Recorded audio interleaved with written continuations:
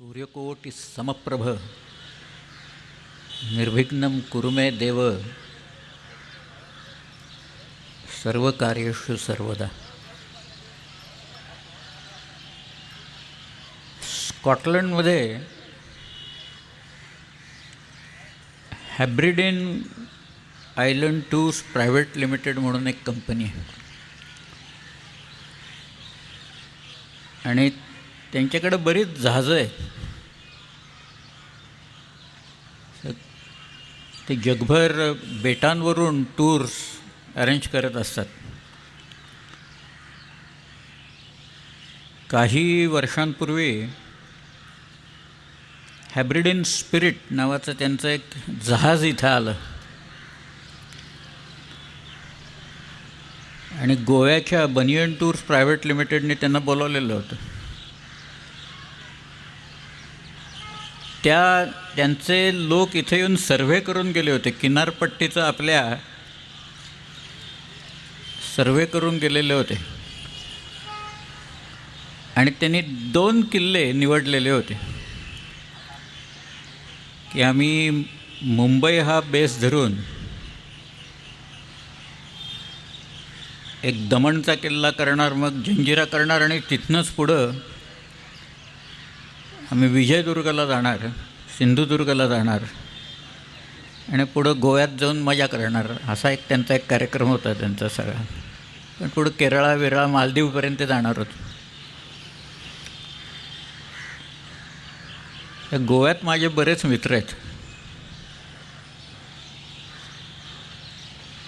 म्हणजे मराठी माणसांनी गोव्यात गेल्याच्यानंतर नेमकं काय बघावं याच्यासाठी म्हणून मी गोव्यातल्याच आपल्या लोकांना घेऊन हिंडलो आहे की हे पाहिलं आहे काय तुम्ही सगळं, म्हणून म्हणाले मी नाही पाहिलं का. पण ऑस्कर डकुना म्हणून एक माझा मित्र, त्याने मला बोलावलं, मला विचारलं फोनवर की तुम्ही हे दाखवाल का, हे 2 किल्ले महाराष्ट्रातले त्या लोकांना समजावून सांगाल का. कारण ते लोक सगळे शिकलेले आहेत, लर्नेड लोक आहेत and they have got lot of questions to ask. तर म्हटलं मी आनंदानं दाखवीन. कुठले 2 किल्ले दाखवायचेत सांगा म्हणून. ते म्हणाले एक जंजिरा आहे आणि दुसरा सिंधुदुर्ग आहे. 2 किल्ले त्यांना बघायचे. तर म्हटलं मी दाखवीन. 100 लोक आले त्या जहाजात. 100 लोक होते. बहुतांश सगळे ब्रिटिश होते, पण काही स्पॅनिश, काही पोर्चुगीज वगैरे असे सगळे. मला तरुण मंडळी फार कमी दिसली. म्हणजे अलीकडे सगळीकडेच सांस्कृतिक कार्यक्रमातनं एकूण तरुण मंडळी बरीच कमीच असतात तशी. पण तिथं त्या लोकांनी आयुष्य काढलेलं आहे, कमावलेलं आहे आणि आता ते बाहेर पडले होते सगळं जग बघण्यासाठी म्हणून. त्यांचं ते जहाज लांब उभं राहायचं. त्यांच्या टेंडर्समधनं ते किनाऱ्याकडे यायचं आहे. तर जंजिऱ्याचा घोळ तुम्हाला माहिती आहे. ते सगळं जंजिऱ्यात नेणाऱ्या ज्या काही तिथं नौका आहेत ते तिथल्या त्यांची एक संस्था आहे आणि त्या संस्थेच्या ताब्यात आहेत सगळं. त्यामुळं आधी आम्ही त्या लोकांना ते जेटीवर उतरवायचो, मग ह्या शिडाच्या नौकेत बसवायचा आणि मग जंजिऱ्यात न्यायचं. तो जंजिरा आधी आम्हाला साफ करावा लागायचा. 1-2 दिवस जाऊन तिथला कचरा विचरा अमुक तमुक असं सगळा तो साफ करायचा. अनेक पोती कचरा निघायचा सगळ्यात. म्हटलं निदान हे बाहेरचे लोक येणार आहेत, तिथं पाहुणे मंडळी आहेत, त्यांचं तरी इम्प्रेशन असं नको की बाबा यांचे किल्ले म्हणजे नुसता कचरा जायचा सगळ्या किल्ल्यात, असं तरी व्हायला नको म्हणून आम्ही आमच्या खर्चाने करायचो हे सगळं. पण ती ज्या वेळेला मंडळी आली त्याच्यात मला आधी लोकांनी सांगून ठेवलं होतं ह्याच्यात एक हिस्टोरियन्स आहेत आणि एक किल्ल्यांचे एक्सपर्ट आहेत. त्यांची बरीच पुस्तकं वगैरे किल्ल्यांच्यावर आहेत. म्हटलं काय हरकत नाही, त्यांचे काही प्रश्न असेल त्यांना काय वाटेल ते विचारून. त्या लोकांना मी ज्यावेळेला जंजिऱ्यात आत घेऊन गेलो, तो किल्ला पाहिल्यावर एखाद्या साधकाला त्याच्या साधनेमुळं आणि भक्तिमार्गामुळं काही साक्षात्कार व्हावा तद्वत त्या लोकांची अवस्था झाली. ते म्हणाले असा किल्लाच आम्ही पाहिलेला नाही. म्हटलं तुम्ही इथे येऊन पाहिलेत तरी काय मग आमच्याकडं? म्हटलं आमच्याकडं 750 किलोमीटर्सचा किनारा आहे महाराष्ट्राला, आणि या त्याच्यावर जंजिरा म्हणजे आयलंड फोर्ट्स आहेत, किनाऱ्यालगतचे किल्ले आहेत. आणि इथं जो इतिहास आहे तो 2000 वर्षापासून आहे. अगदी सातवाहनांच्यापासून काही किल्ले महाराष्ट्रात आहेत. वाकाटकांचे किल्ले आहेत, चालुक्यांचे आहेत, राष्ट्रकूटांचे आहेत, आणि शिलाहारांचे, कोकणच्या शिलाहारांचे काही किल्ले म्हटलं महाराष्ट्रात. एका ताम्रपटानुसार त्यांची राजधानी पुरी असं म्हटलं आहे त्याला. ती कदाचित घारापुरी असण्याची खूप शक्यता आहे. परंतु छोटे मोठे असे सगळे जर का किल्ले धरले, छोटे म्हणजे एखादा बुरुज असतो. तुम्ही जर का फ्रान्सच्या किनाऱ्यावरनं बेल्जियममध्ये वगैरे जाताना नॉर्मंडी वगैरे हा जो सगळा भाग आहे तिथं पाहिले असतील तर तिथं एक एकच बुरुज आहेत, कारण संपूर्ण त्या किनाऱ्यावर तटबंदी बांधणं शक्य नाही आहे. म्हणून बुरुज उभारतात. त्या बुरुजाच्या आत ॲम्युनिशन्स असतात, वरती तोफा असतात, आणि मग येणाऱ्या त्या जहाजांच्यावर कोणी आलं समुद्रातनं तर ते हल्ला चढवतात. अशा बुरुजाला मार्टेलो टॉवर म्हणतात. आणि असा मार्टेलो टॉवर आपल्याकडं आहे. कुठं आहे तुम्ही सांगेन नंतर काय. तर म्हटलं आमच्याकडं हे सगळं वैभव आहे मोठं. तर म्हणाले आम्हाला काही कल्पना नाही आहे की आमच्याकडं याच्याबद्दल काहीही लिहिलेलं नाही आहे. इतके उत्तम किल्ले असतील ह्याची आम्हाला कल्पनाही नाही आहे. ह्या जंजिऱ्याला जे बुरुज आहेत त्या बुरुजाला मजले आहेत बरं का. एकेका मजल्यावर निदान किमान 50 ते 60 पहारेकरी राहतील एवढे तिथं जागा आहे त्या एकेका बुरुजात. अली नावाचा बुरुज आहे, त्याला 2 मजले आहेत वरती, त्याच्याही वरती तोफा आहेत सगळ्या. त्या जंजिऱ्याचे 21-22 बुरुजांवर मिळून जवळजवळ 300 ते 350 तोफा होत्या. फ्लँडर्सच्या लढाईतल्या काही तोफा तिथं होत्या, काही पितळेच्या तोफा तिथं होत्या. त्या आपल्या लोकांनी पळवून आटवल्यानंतर पितळेचे तोफ. पण म्हटलं हे मोठं वैभव आहे आमचं सगळं. त्यांनी नोट्स काढल्या त्याची. तो म्हणाला आम्ही ह्याच्यावर आता लिहिणार, फोटो आहेत ते आम्ही टाकणार, पुस्तकात आम्ही हे सगळं लिहिणार. तो माणूस इतके प्रश्न विचारत होता की या तोफा आणल्याच कशा इथं. त्याच्या 3 तोफा मोठ्या पडल्यात, लांडा कासम चावरी वगैरे, त्या मोठ्या खूप मोठ्या तोफा आहेत जंजिऱ्यावर.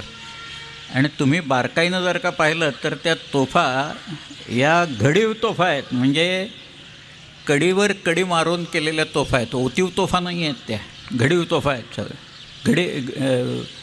घडीव तोफा आहेत. तर म्हणाले आणल्याच कशा एवढ्या मोठ्या तोफा इथं. म्हटलं ते आम्हाला माहीत नाही कशा आणली. इथं आहेत आता, इथं दिसत आहेत तोफा तिथं ते. मग त्यांनी प्रश्न तो म्हणाला मी रेकॉर्ड करू का. म्हटलं काय वाटेल ते कर, म्हटलं तुला करायचं. मग त्यांनी जंजिरा सगळा पाहिला. जवळजवळ तो एक माणूस, ते एका माणसाला घेऊन मी 4 तास हिंडत होतो जंजिरा. तो प्रत्येक गोष्ट विचारत होता, ह्याच्यावर काय लिहिलं आहे, हे काय, तिथं ते शिल्प कसलं आहे, ही जी चिन्ह आहेत दरवाजांवर त्याचा काय अर्थ आहे, हा किल्ला बांधला कोणी, असे त्याचे बरेच प्रश्न होते सर. मग ते जहाजात बसले आणि ते गेले पुढं. आणि आम्हाला मात्र इथनं सगळा प्रवास करत जंजिऱ्यापासून मालवणपर्यंत जायचं. परत तो रात्रभर सगळा प्रवास त्याचा. तो प्रवास करत मालवणला जाऊन सिंधुदुर्ग त्यांना दाखवायचा होता. जहाज आलेलं होतं, दुसऱ्या दिवशी जहाज तिथं सकाळी आलेलं होतं. परत ते टेंडर्सवरनं ती मंडळी आली, त्यांना उतरून आम्ही जंजिऱ्यात. त्या अशा सगळे त्या आता 2 फरक आहेत. इथं शिडाच्या नौका आहेत सगळ्या, तिकडे सगळ्या पॉवर बोट्स आहेत, त्याला इंजिन्स लावले आहेत सिंधुदुर्गाच्या इथं. पण जे शिवाजी महाराजांच्या वेळेला त्या बखरीत जे काही लिहिलेलं आहे कृष्णाजी आनंद सभासदांनी, की तरांडी चक्राकार जातात, म्हणजे ती अशी जातात, सरळ काही जात नाहीत. त्याच्याकडे मध्ये दगड आहेत सगळ्या. ती अजूनही तशीच जातात, अजूनही आपल्याला तसंच न्यावं लागतं. त्यांना मी म्हटलं हा किल्ला इंग्रजांनी घेतला होता आणि याचं नाव फोर्ट ऑगस्टस असं ठेवलेलं होतं. मग तिथले ब्रिटिश लोक एकदम खुश झाले जहाजावरती आमच्या लोकांच्या ताब्यात. म्हटलं आमच्या लोकांनी चोपला नंतर आणि परत काढून घेतला म्हटलं त्यांच्याकडनं किल्ला तो. पण त्यांनी स्केचेस केली, वेगवेगळ्या प्रकारचे लोक होते, त्यांनी मोठमोठे पेपर्स आणले होते, त्याच्यावर तो स्केचेस करत होता आणि मग ते सगळे विचारत होते हे काय हे काय असं ते सगळं.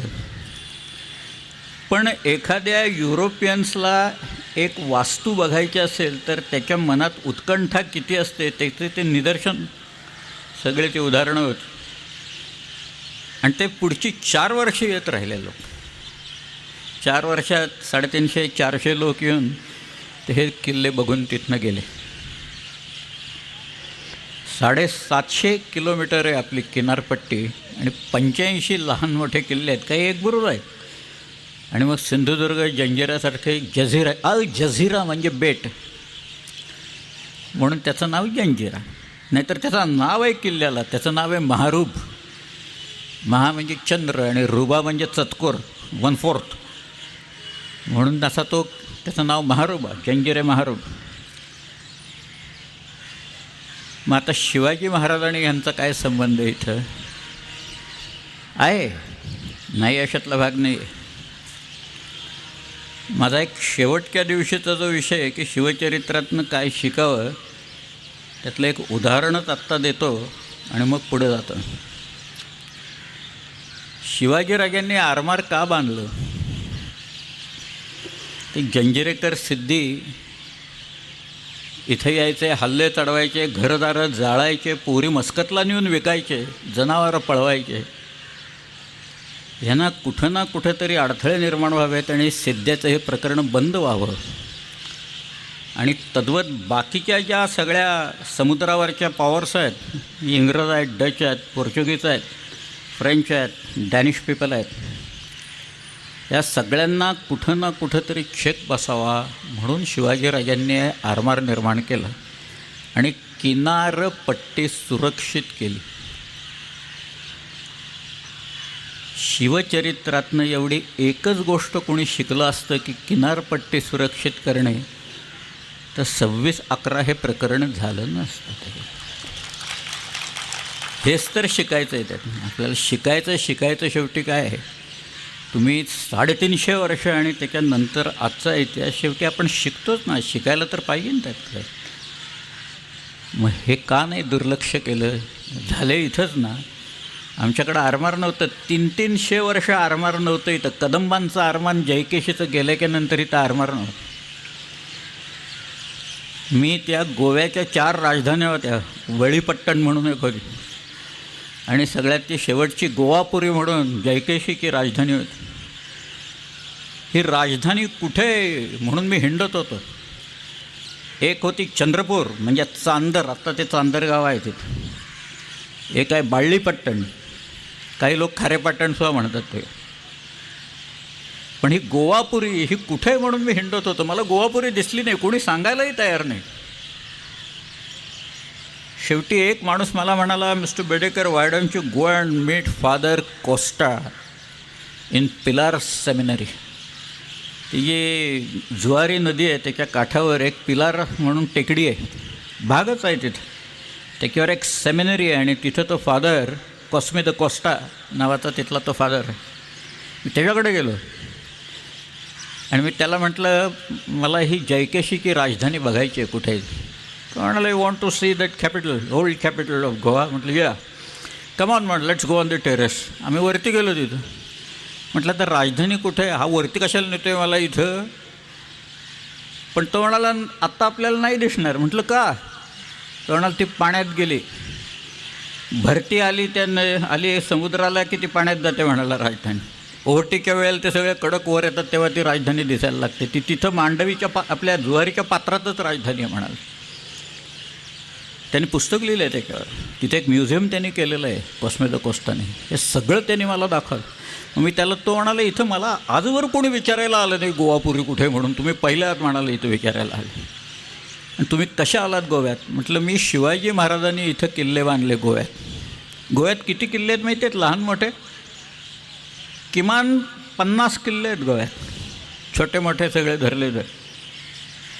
शिवाजीराजांनी गोव्याची पोर्चुगीजांची हद्द जर का सोडली की एक आसोळणे म्हणून नदी आहे, साळ असं म्हणतात त्याला, साळ, सध्या तिथे त्याला साळ म्हणतात. काणकोण वगैरे जी गावं आहेत ना गोव्यातली तिथे आहेत. खाली सदाशिवगड आहे काळी नदीच्या तिथे. एक बैतूल नावाचं गाव आहे, त्या बैतूलला शिवाजी महाराजांनी एक किल्ला बांधला. ती आता कुठल्या तरी फॅक्टरीला देऊन टाकली आहे जमीन ती. त्यांनी आता अशा काही मोठ्या मोठ्या भिंती उभारल्यात की तुम्हाला आताच सोडत नाहीत सिक्युरिटी के लोक. आमचे काही मंडळी त्या ओहोटीच्या वेळेला चालत आत गेले ते बैतूलचा किल्ला बघायला. फोटो काढले, तोफा बिफा आहेत तिथं, तटबंदी आहे, दरवाजाचे पडलेले अवशेष आहेत.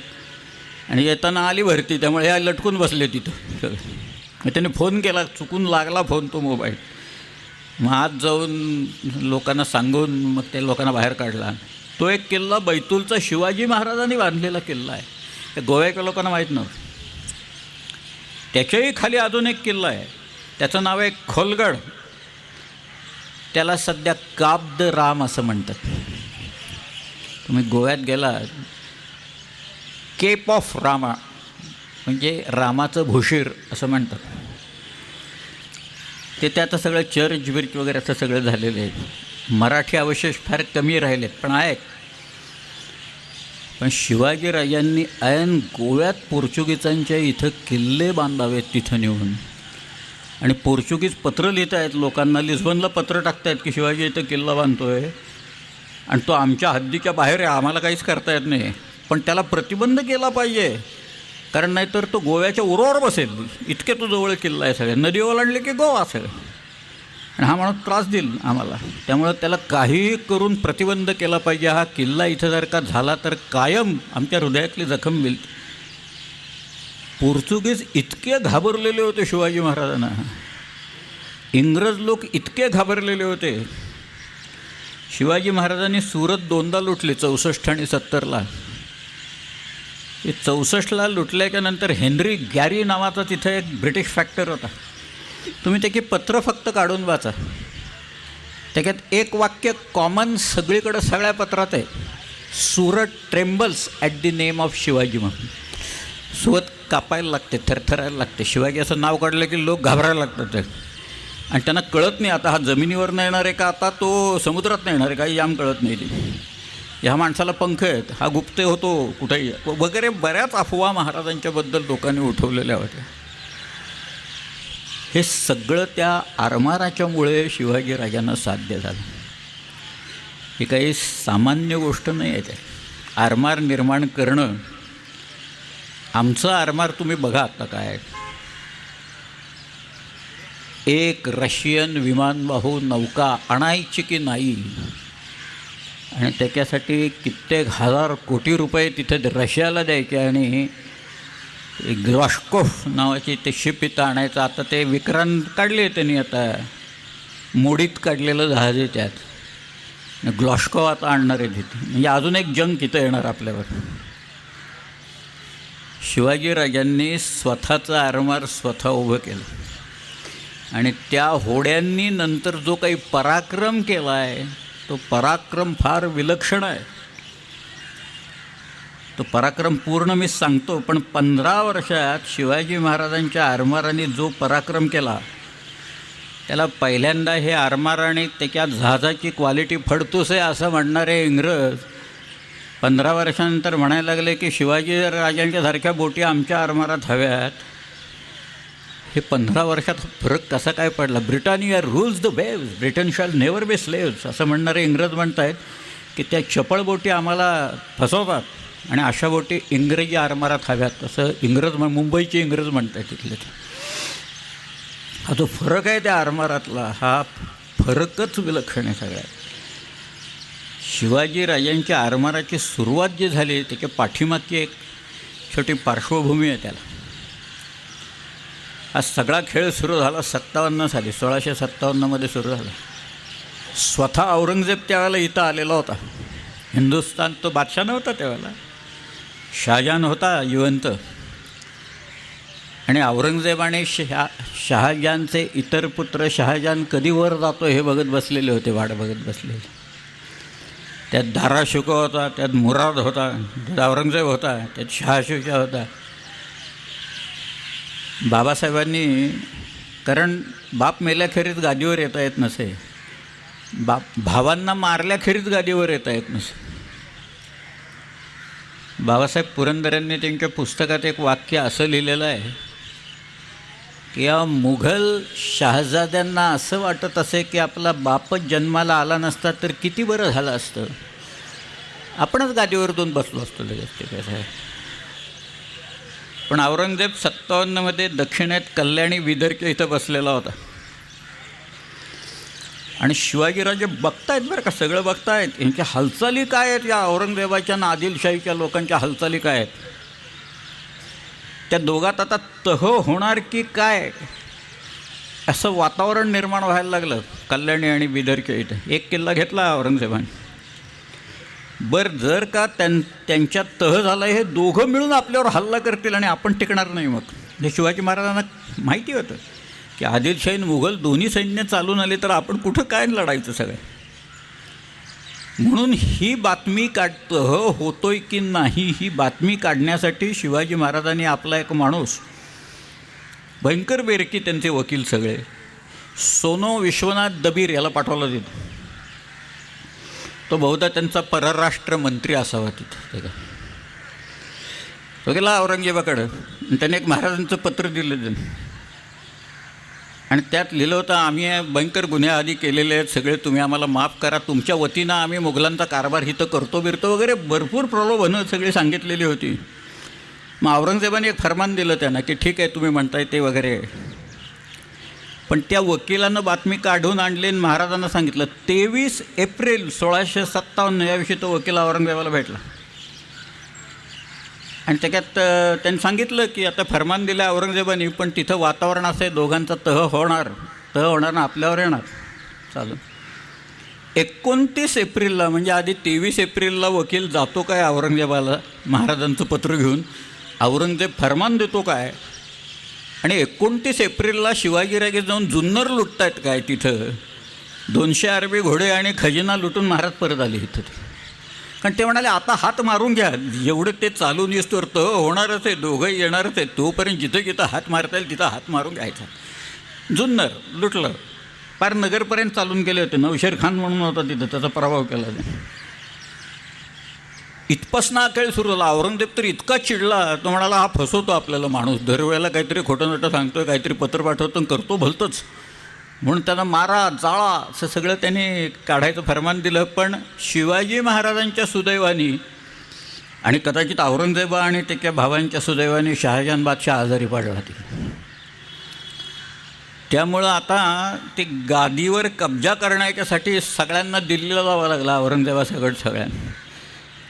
त्यामुळं दक्षिणेवरचा औरंगजेबाचा चाप निघाला. ही एक योगायोगाची गोष्ट आहे. 57 साली औरंगजेब इथनं निघून दिल्लीला गेला.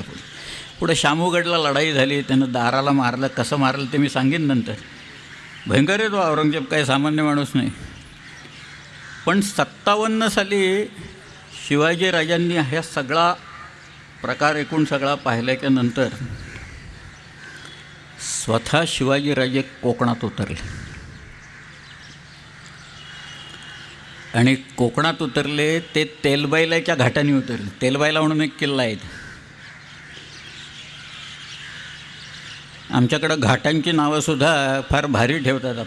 आपल्याकडं कधीही कोणीही सरळ नावाने हाक मारत नाही, ही पहिली गोष्ट आहे. त्या घाटाचं नाव आहे सवाष्णीचा घाट आणि त्याच्या पलीकडं घाट आहे त्याचं नाव आहे गाढवलोटीचा घाट. तर शिवाजीराजे तैलघट्ट म्हणून एक घाट आहे तिथनं उतरले. संकर्षण सकळकळे नावाच्या एका माणसाला बुलढाण्याहून महाराजांनी बोलवला होता. त्यांनी शिवकाव्य लिहिलं, त्याच्यात हे सगळे तेलघट्टमधनं महाराज उतरले. स्वतः शिवाजीराजे उतरले. स्वतः शिवाजीराजे सह्याद्री उतरून, ते काही पालखी वगैरे असला प्रकार नाही, पायावर स्वतःच्या उतरावं लागतं त्याचं. आणि मग कोकणात उतरले. पहिल्यांदा इथं आल्याच्यानंतर कल्याण भिवंडी इथं आले. खूप लोक भेटायला आले. ते म्हणाले आम्ही पिचलो गेलो, इथं अत्याचार चालू आहे सगळ्याच्यात. ते म्हणाले आता मी आलो आहे ना, आता करतो काय करायचं ते व्यवस्थित. म्हणून महाराजांनी या सर्व लोकांना अभय दिलं. माहुलीचा किल्ला नंतर त्यांनी घेतला, कल्याणचा दुर्गाडीचा किल्ला शिवाजी महाराजांनी घेतला. पण शिवाजी महाराजांना एकूण समुद्र दिसला त्यावेळेला. पुढे गेले ते आणि समुद्र पाहिला. तो समुद्र पाहिल्यावर लक्षात आलं त्यांच्या की या सिद्ध्यांचं बळ जे आहे, या सगळ्या लोकांचं बळ जे आहे, हे ते बळ त्या आरमारात आहे. आणि आपल्याला आरमार सिद्ध करणं भाग आहे. सगळ्या आरमार केलंच पाहिजे आता. म्हणून शिवाजी राजांनी सर्वप्रथम कल्याण, भिवंडी आणि पेण इथं त्यांनी 3 गुरा म्हणजे एकूण 20 गुराबा या 3 ठिकाणी बांधायला काढल्या. गुराबा एक जहाजाचा प्रकार आहे, गुर्राब असं म्हणतात. डव, पगार, गॅली, गलबत, मछवा, तरंड, बतेले, मंजी, हे सगळे तिरकाटी, सगळे जहाजाचे प्रकार आहेत सगळे. शिवाजी राजांचं आरमार कोण बांधत असेल? आमच्याकडे काय तरबेज लोक होते, कधी काही जहाजं बांधली होती? पोर्तुगीज लोक बांधत होते शिवाजी महाराजांचा. एकाचं नाव रुई लेंता व्हिएगाश आणि त्याचा मुलगा फेर्ना व्हिएगाश, आणि त्यांच्याबरोबर 400 लोक होते. हे शिवाजी महाराजांचा आरमार या 3 ठिकाणी बांधत होते. खाडीत, कल्याणच्या खाडीत. आणि तिथनं उल्हास नदी जाते आणि ती पुढं वसईच्या इथं समुद्रात मिळते. पेणच्या इथनं भोगावती नदी जाते, ती भोगावती आंबेला मिळते आणि धरमतरच्या खाडीत जातात ते 3. या सगळ्या समुद्रात जायच्या वाटा आहेत. पण तुम्ही बघा, पोर्चुगीज लोकांनी, हुशार सगळे लोक, या ज्या खाड्या असतात म्हणजे नद्या जिथे येऊन मिळतात, ज्याला डेल्टा म्हणतात, त्याच्यात डेल्टा की इथं दोन्ही बाजूला पोर्तुगीज लोकांनी किल्ले बांधून ठेवलेले होते. जे तुम्ही बारकाईनं आत्ता जर का पाहिलं तर या खाडीच्या इथं घोडबंदरचा किल्ला आहे आणि वरती वसईचा किल्ला आहे बघा. तुम्ही गोव्यात गेलात तर मांडवीच्या वरच्या बाजूला आग्वादचा किल्ला आहे. त्याच्या पलीकडे रयेश मागुश या नावाचा एक किल्ला आहे. त्याच्याखाली गाशपर दियश नावाचा किल्ला आहे. होता आता तिथं क्लब आहे आणि पब आहे. किल्ला गेला. आणि नोसा सिनोरा द काब या नावाचा अजून एक किल्ला आहे. त्याच्या तोंडावर आहेत सगळे किल्ले नद्यांचे. आणि तसा इथं वसईचा किल्ला होता. वसईच्या इथनं जायचं असेल तर वसईवरनं तोफा डागणार पोर्चुगीज लोक आपल्यावर. शिवाजी महाराजांना माहिती होतं. मग आरमार बाहेर कुठनं काढायचं? ठाण्याच्या जवळून काढायला गेलं तर ठाणा म्हणजे साष्टी, तर साष्टी पोर्चुगीजांच्या ताब्यात होतं. त्यामुळं आरमार समुद्रात काढण्याच्या साठी म्हणून शिवाजी राजांनी काय करावं? शिवाजी राजांनी वसईचा जो कॅप्टन आहे, त्या वसईच्या कॅप्टनचं नाव होतं आंतोनियो द मेलो द कास्ट्रो. याला एक पत्र लिहिलं की आमची जहाजं बाहेरून लाकूड फाटा घेऊन येतील इथं, आणि मग आमच्या गुरावा या इथनं समुद्रात जातील, त्यांच्यावर तोफा डागायच्या नाहीत. हा माणूस मोठा चलाक होता बरं का, मेलो द कास्ट्रो. उद्योगी उपद्व्यापी माणूस होतो. त्यांनी ते सगळं पत्र, आपल्यावर नको जबाबदारी, हे काय आपण परस्पर लिहायचो तरी हा उद्योग करणार आहे हा माणूस, त्याला माहीत होतं. म्हणून त्यांनी ते पत्र सकट स्वतःच्या रेकमेंडेशन सकट गोव्याला पाठवून दिलं. ते तुम्ही निकाल लावा त्याचं काय करायचं ते. गोव्यात एक मोठी सभा भरली. पार ते इन्क्विजिशन, जे गोव्यात एक इन्क्विजिशन नावाचं एक पिरवळकरांचं पुस्तक आहे बघा, कसे लोकांचे हाल करायचे दिलेले आहे. ते टेबल आहे अजून इन्क्विजिशनचं तिथं, प्रचंड हाल लोकांचं. त्याच्यातला तो वास्को शेलूसपासनं सगळे गोव्याचा विजरेईपासनं ही सर्व मंडळी तिथं बसली आणि मग त्यांची चर्चा झाली. आणि ती चर्चा अशी होती की आता शिवाजी महाराजांना प्रतिबंध केला पाहिजे. हे आरमार आलं तर अगदी डोक्यावर वाटणारा माणूस, पण तो बलाढ्य झालेला आहे आणि त्याला सौम्य शब्दात आपण प्रतिबंध केला पाहिजे. बघा महाराजांची ताकद किती वाढलेली असेल की हा माणूस बलाढ्य झालेला आहे आणि साध्या सोप्या शब्दात ह्याला सांगितलं पाहिजे. म्हणजे असं नाही म्हणाले की आक्रमण करून सगळा त्याचा खेळ उडवून टाकू, नाही, तसं नाही. गोव्यात मग आता पत्र कोड लिहिणार आणि काय लिहिणार, शेवटी ते विजरेला पत्र लिहावं लागलं आणि ते विजरेनं पत्र पाठवलं की प्रतिबंध करू म्हणून. पुढं काय झालं त्याची नंतरचा पत्रव्यवहार काही फारसा आपल्याकडे उपलब्ध नाही आहे. परंतु शिवाजी महाराजांचं ते जे आरमार आहे ते आरमार समुद्रात आलं. ते बहुधा रात्री आलं, कारण हे आपले लोक हे भयंकर ते रात्री सगळे हल्ले करण्यात आणि अत्यंत चपळ होत. समुद्र पूर्ण माहिती होता त्यांना, कुठं पाणी खोल आहे, कुठं उथळ आहे, वारे कशा असतात, मतलई कशी वाहते, हे सगळं त्यांना पाठ होतं. विशेषतः आपल्या ज्या नौका होत्या त्या वलवत नेत असत. आणि आपले लोक या इंग्रजांच्याकडे मोठी जहाजं कुठली वलवता येत ते त्यांचं सगळं ते शिडावर अवलंबून, वारा पडला की बसा बोंबलत त्यांचं. तसं नव्हतं आपलं, आपल्याकडे वलवत मारायचे लोक सगळं. पण ते आरमार समुद्रात आलं. 64 सालची गोष्ट आहे. 64च्या डिसेंबरमध्ये इंग्रजांचं पत्र आहे की शिवाजी महाराजांचं आरमार समुद्रात आलं आहे, पण त्याची जी जहाजं आहेत सगळे मिळून काहीतरी 30-35 जहाजं असतील. त्याच्यात गुराबा आहेत, काही गलबत आहेत. पण त्या जहाजं एकूण त्यांची क्वालिटी एवढी फडतूस आहे की आमच्याकडे एक फ्रिगेट असेल, एक युद्धनौका असेल तर आम्ही आज सगळा खेळ उडवून टाकू शिवाजी महाराज. इंग्रजांना खेळ उडवता आला नाही हो. शेवटी इंग्रजच उखडले गेले सगळ्या ह्याच्यातनं. पण इंग्रज हे पत्र लिहून म्हणत होते शिवाजी महाराजांचा खेळ आम्ही उघडून लावू हे आत्ता. कारण तुम्हाला असा आहे, एखादा खेळ सुरू झाला, आजार असेल ना, तर त्या आजाराला औषध ताबडतोब द्यावं लागतं. 60-65 वर्षानंतर औषधं द्यायचा प्रयत्न केला तर काही उपयोग नसतो त्याच्यात. तसं आहे ते की ते आरमार होतं ते तेव्हा it should have been nipped in the bud. पण ते इंग्रज करू शकले नाहीत.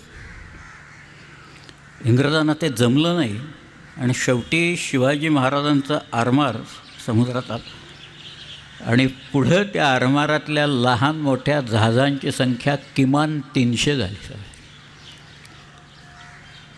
ह्याच्यासाठी लाकूड कुठनं आणलं?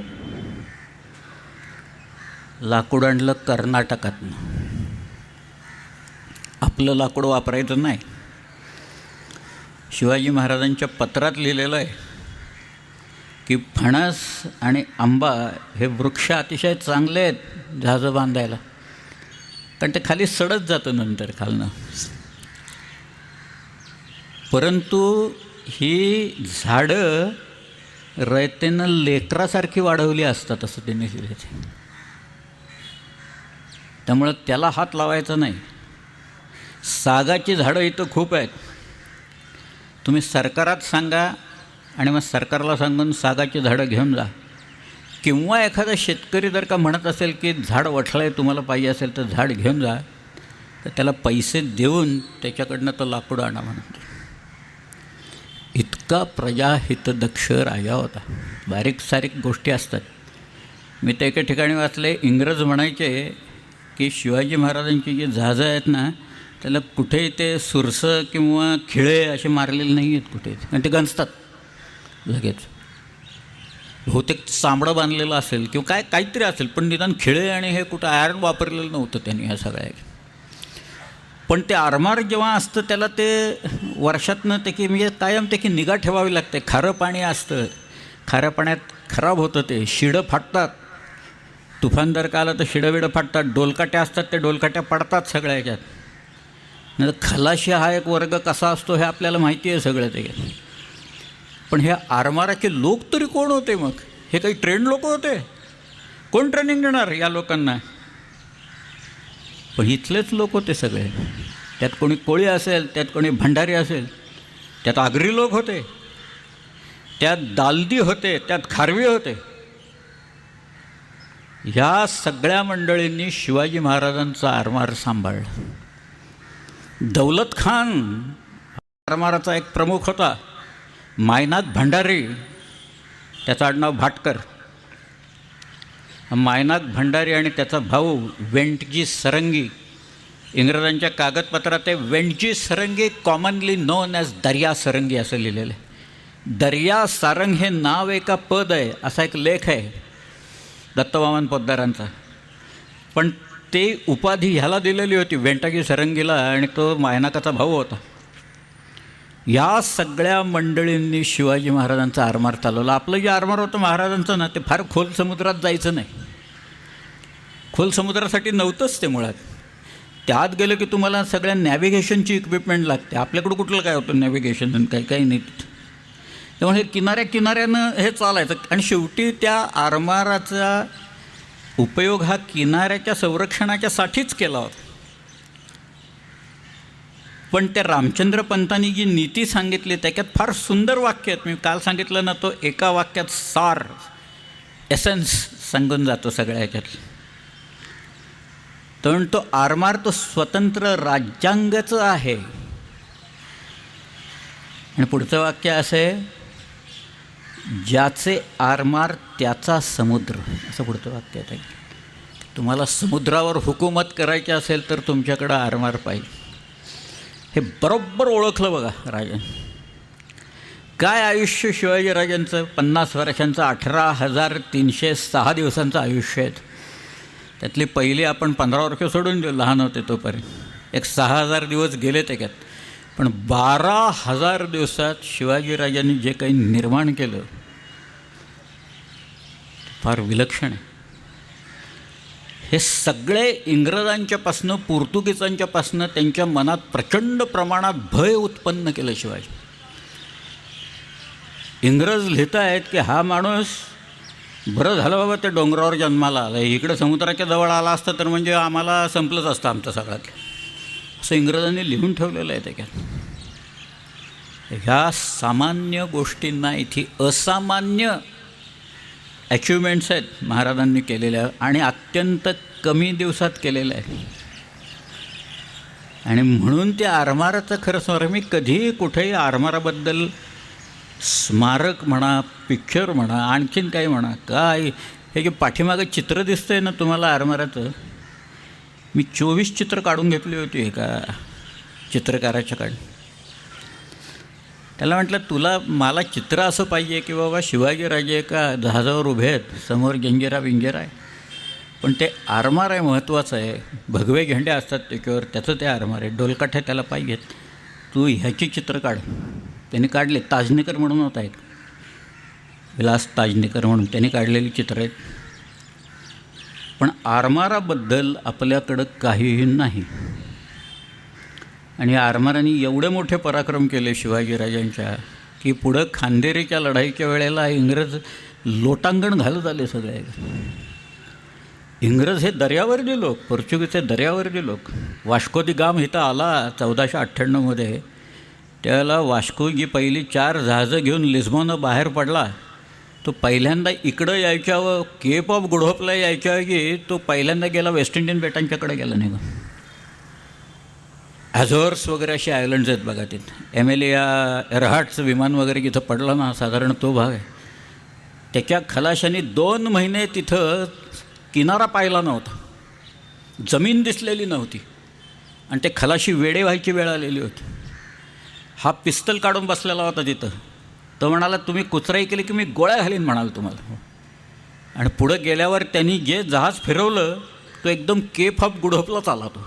आणि मग वळसा घालून झांझिबारला आल्यावर त्याला तिथे एक अरब नॅव्हिगेटर मिळाला, आणि मग त्याला कालिकतला आणून सोडलं त्यांनी, त्या अरब नॅव्हिगेटरने. पण वास्को द गाम हा केवळ त्याच्या एकट्याच्या कर्तृत्वावर 4 जहाजं घेऊन आला. पुढं 2 जहाजं स्कटल केली त्यांनी. त्याचा भाऊही त्याच्यात गेला. पोर्टा नोवा नावाची बंदर आहेत तिथं गेला त्याचा भाऊ. पण तो ज्या वेळेला परत लिस्बनला गेला त्याचं स्वागत इतक्या प्रचंड प्रमाणात झालं. कवी काव्य म्हणत होते तिथं, बँडवाले बाजा वाजवत होते त्यांचा सगळे लोक जमलेले होते. आता देशातला म्हणजे जगाचा मसाल्याचा व्यापार आपल्या हातात आला आहे असं वातावरण लिस्बनला निर्माण झालेलं होतं. त्यांनी स्पॅनिश प्रिन्सला पत्र पाठवले त्याच्यात केवळ एका गोष्टीमुळे. पण पोर्चुगीजांनी इथे येऊन पाय रोवले. 1498 रोवले पाय. ते इथनं ते पोर्चुगीजांचं उच्चाटन करायला 1960 साली गेडावं त्याच्यातनं. काय साध्या गोष्टी नाहीत. कुठपर्यंत कसे कडवे लोक असतात हे बघा त्याच्यात. पोर्तुगीज फार दर्यावर जे होते अशा भागाने पोर्तुगीजांच्याकडचं एकूण त्यांचं जे काही आरमाडा होतं सगळ्यात मोठं स्पॅनिश आरमाडा होतं आणि या आपल्या भागात डचांचं आरमार मोठं होतं. बटेवियाला नेऊन ठेवायचे. बटेविया म्हणजे आत्ताचं इंडोनेशिया आहे ना, तिथं सगळ्यांना नेऊन हे डच लोक नेऊन ठेवायचे तिथे. पण शिवाजीराजांनी पुढं पाँडिचेरीसुद्धा हस्तगत केली. ही काही साधी गोष्ट आहे का? ईस्टर्न कोस्टवर आपले लोक गेले. काही आरमारातनं केले, काही खुशकीच्या मार्गानं गेले. पण किन्नर महाराजांचं हे आरमार हे तिथं त्याच्यात जात होतं. खांदेरीची कथाच एक फार विलक्षण आहे सगळ्या. त्याच्या आधी तुम्हाला मी एक गंमत सांगतो. इथं मुंबईला जेरॉल्ड ऑन्जर या नावाचा एक डेप्युटी गव्हर्नर होता. हे सगळे शिवाजी महाराजांच्या हालचालीवर नजर ठेवून येत बरं का हे सगळे लोक. पोर्चुगीजांनी तर त्यांची तुलना सर्टोरियस, हानिबॉल, गुस्टाफस अडल्फस, ॲटिला, हर्क्युलिस या सगळ्यांशी केलेली आहे. ते ॲटिला हूण होता, हूण, आणि तो त्याची जवळची राज्य होती. मी तुमच्या राज्यांवर हल्ला करणार नाही म्हणून तुम्ही मला खंडणी द्यायची. आणि शिवाजीराजांनी पोर्तुगीजांना सांगितलेलं होतं, दमण बिमण हा जो उत्तर फिरंगाण सगळा भाग आहे की मी तुमच्यावर हल्ला करणार नाही, तुम्ही मोकाट्याने मला गावखंडी नावाचा कर द्या. हे जे कृत्य आहे ह्याच्याशी ते तुलना करतायत ॲटिला आणि शिवाजी महाराज. एक प्लुटार्क नावाचा एक चरित्रकार युरोपमध्ये झाला, 2ऱ्या शतकात झाला. आणि त्याने parallel leaves of illustrious Greeks and Romans या नावाचं एक पुस्तक लिहिलं.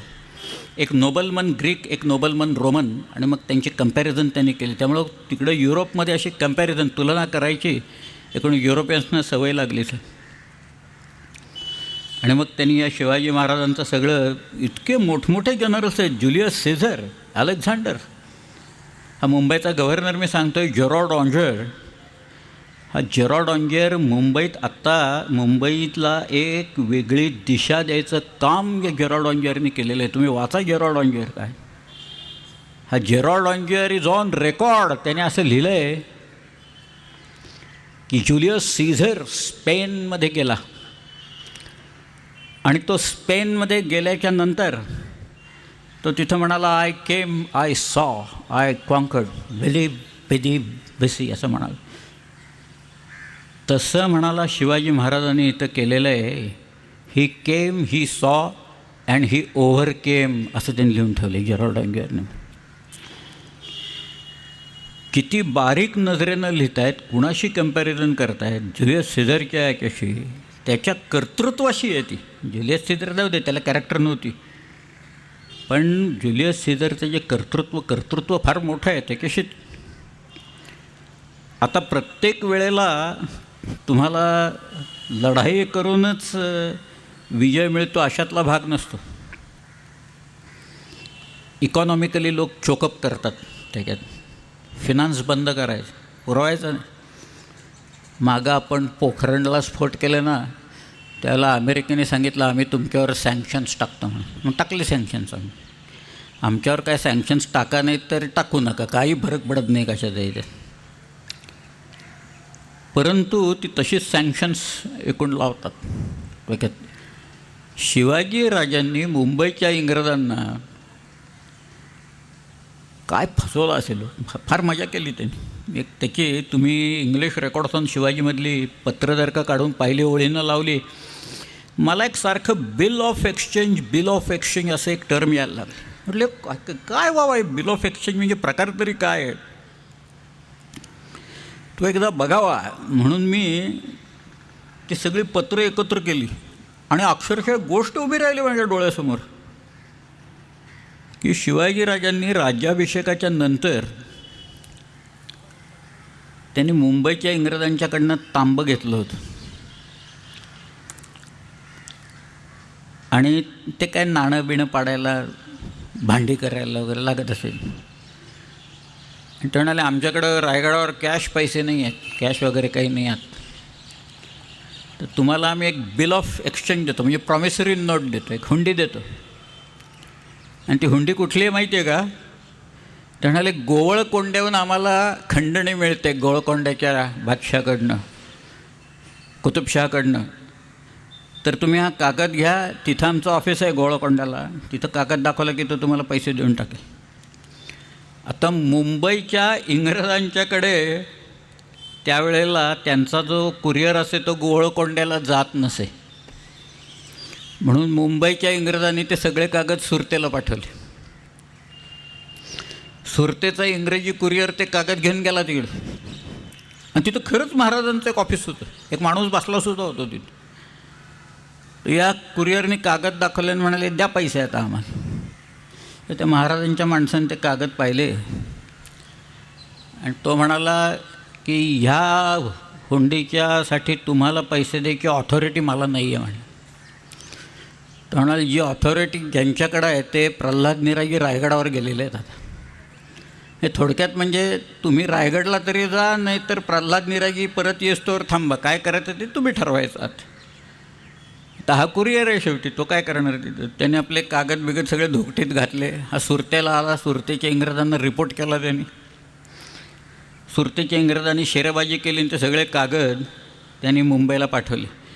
आत्ता मी हे सांगतोय सोपं आहे, आत्ता इकडं गेलं म्हणजे त्यावेळेला घोड्यावरनं जायचं, पालखीतनं जायचं, गाडीतनं जायचं, उंटावरनं जायचं, असं करत करत इथनं सुरत, मुंबईहून सुरत, सुरतहून गोळकोंडा, गोळकोंडाहून परत सुरत, सुरतहून मुंबई आणि मुंबईहून रायगड. किती वेळ जात असेल याची कल्पना करा. पण ते कागद आल्यावर इंग्रजांना कळून चुकलं की आता आपल्याला शिवाजी महाराज केसरी टूर्स अँड ट्रॅव्हल्सनी फिरवणार, भारत भ्रमण करायला लावणार. मग ते म्हणाले कुणीतरी रायगडावरच जा रे, रायगडावर महाराजांना भेटा आणि त्यांच्याकडनं सगळे पैसे विषय घेऊन या. म्हणून नारायण शेणवी हा एक त्यांचा दुभाषा होता, इंटरप्रिटर होता, बऱ्याच वेळा रायगडला गेला होता. नारायण शेणव्याला रायगडला पाठवायचं ठरलं. त्यावेळेला रायगडला यायचं म्हणजे त्या अष्टमी आहे ना, त्या पेणच्या तिथं अष्टमी आहे बघा, त्या अष्टमीपर्यंत यायचं. तिथनं इंदापूर बिंदापूर वगैरे माणगाव विणगाव करत निजामपुरावरनं, गांगोळीवरनं, पाचाडला वगैरे असं यायचं. असा तो सगळा प्रवास करत तो नारायण शेणवी पाचाडला आला, रायगडवाडीला आला. तेव्हा त्याला कळलं गडावर शिवाजी महाराज नाही आहेत तिथं. मग तो म्हणाला कोण आहे गडावर आणि कुठं गेलेत महाराज. लोक म्हणाले ते काय आम्हाला सांगून जातात का कुठं गेले ते, कधी येणार आहेत. तो म्हणाले तेही सांगून जात नाहीत, कधी येतील त्यावेळेला येतील, आम्हाला काय माहिती म्हणे. मग गडावर कोण आहे. म्हणाले आमचे पंतप्रधान आहेत, मोरोपंत पिंगळे आहेत तिथं. तो म्हणाला मला मोरोपंतांना भेटायचं. मग मोरोपंतांना निरोप गेला तर मोरोपंत कामात होते भरपूर, त्यामुळे एक महिनाभर याला खालीच थांबवून ठेवलं त्यांनी. एक महिन्यानंतर वरती बोलावलं आणि विचारलं काय काय झालं म्हणाले. मग ह्याने ते सगळं सांगितलं, तुम्ही तांबं घेतलं, आम्हाला हुंडी दिली, आमचा माणूस गोळकोंडा गेला, तिथनं आला. तो म्हणाला प्रल्हाद निराजी इकडं रायगडला आलेत. ते म्हणाले अगदी बरोबर आहे, प्रल्हाद निराजी रायगडावर एका बैठकीला आलेले होते, आता ते परत गेले. हा म्हणाला आम्ही सारखं जाणार नाही तिकडं. ते आम्ही म्हणाला सारखं सारखं गोळकोंड्याला कोण राहिलो, तुम्ही आम्हाला इथं पैसे द्या मोकळं करा एकदा ते. मोरोपंत म्हणाले अहो इथं रायगडावर पैसे नाहीत म्हणून तर आम्ही तुम्हाला हुंडी, नाही तर आम्ही पैसे दिले असते की आमच्याकडे खरंच पैसे नाही आहेत. शेवटी हा पैसे द्या म्हणत होता, ते नाही म्हणत होते. तरी पण मोरोपंत म्हणाले ठीक आहे बाबा, आता मी या राज्याचा पंतप्रधान आहे आणि आम्हाला इंग्रजांशी व्यापारी संबंध कायम ठेवायचे आहेत, म्हणून मी एक आपला उपाय सुचवतो. हा म्हणाला काय उपाय. तेव्हा मोरोपंत म्हणाले आमची अलिबागला गोडाऊन्स आहेत आणि तिथली जी अष्टागरातली प्रजा आहे ती जो सरकारला कर द्यायचा तो नारळ सुपारी भात वगैरे असे आणून टाकते तिथं. तर एवढ्या किमतीचं नारळ सुपारी भात तुम्हाला द्यायच्या वरात आमच्या अधिकाऱ्यांवर काढतो आम्ही. बरं आता त्या पैशाच्या ऐवजी नारळ सुपारी भात स्वीकारायची ऑथॉरिटी नारायण शेणव्यात नव्हती. त्यामुळे नारायण शेणवे म्हणाला मला मुंबईला जायला लागेल आणि साहेबाला विचारावं लागेल. ते म्हणाले सावकाश जा, काही घाई करू नका म्हणाले की नारायण शेणवे मुंबईला यायला निघाला. परत तो पाचडला आला, गांगोळीला आला, निजामपूरला आला, इंदापूरला आला, अष्टमला आला, जहाजात बसला, मुंबईला आला. त्याला येताना पाहिल्यावरच जेरॉड ऑंजरला कळलं ह्याच्या हाताला काहीही लागलेलं नाही. तो म्हणाला काय झालं? तो म्हणाले शिवाजी महाराज नाहीच आहेत तिथं, ते कुठं गेलेत कोणी सांगायला तयार नाही, कधी येतील काही माहीत नाही, मोरोपंत बसलेत तिथं. आणि ते म्हणाले अलिबागच्या गोडाऊनमधून नारळ सुपारी भात घ्या, त्याच्या वराता काढतो आम्ही.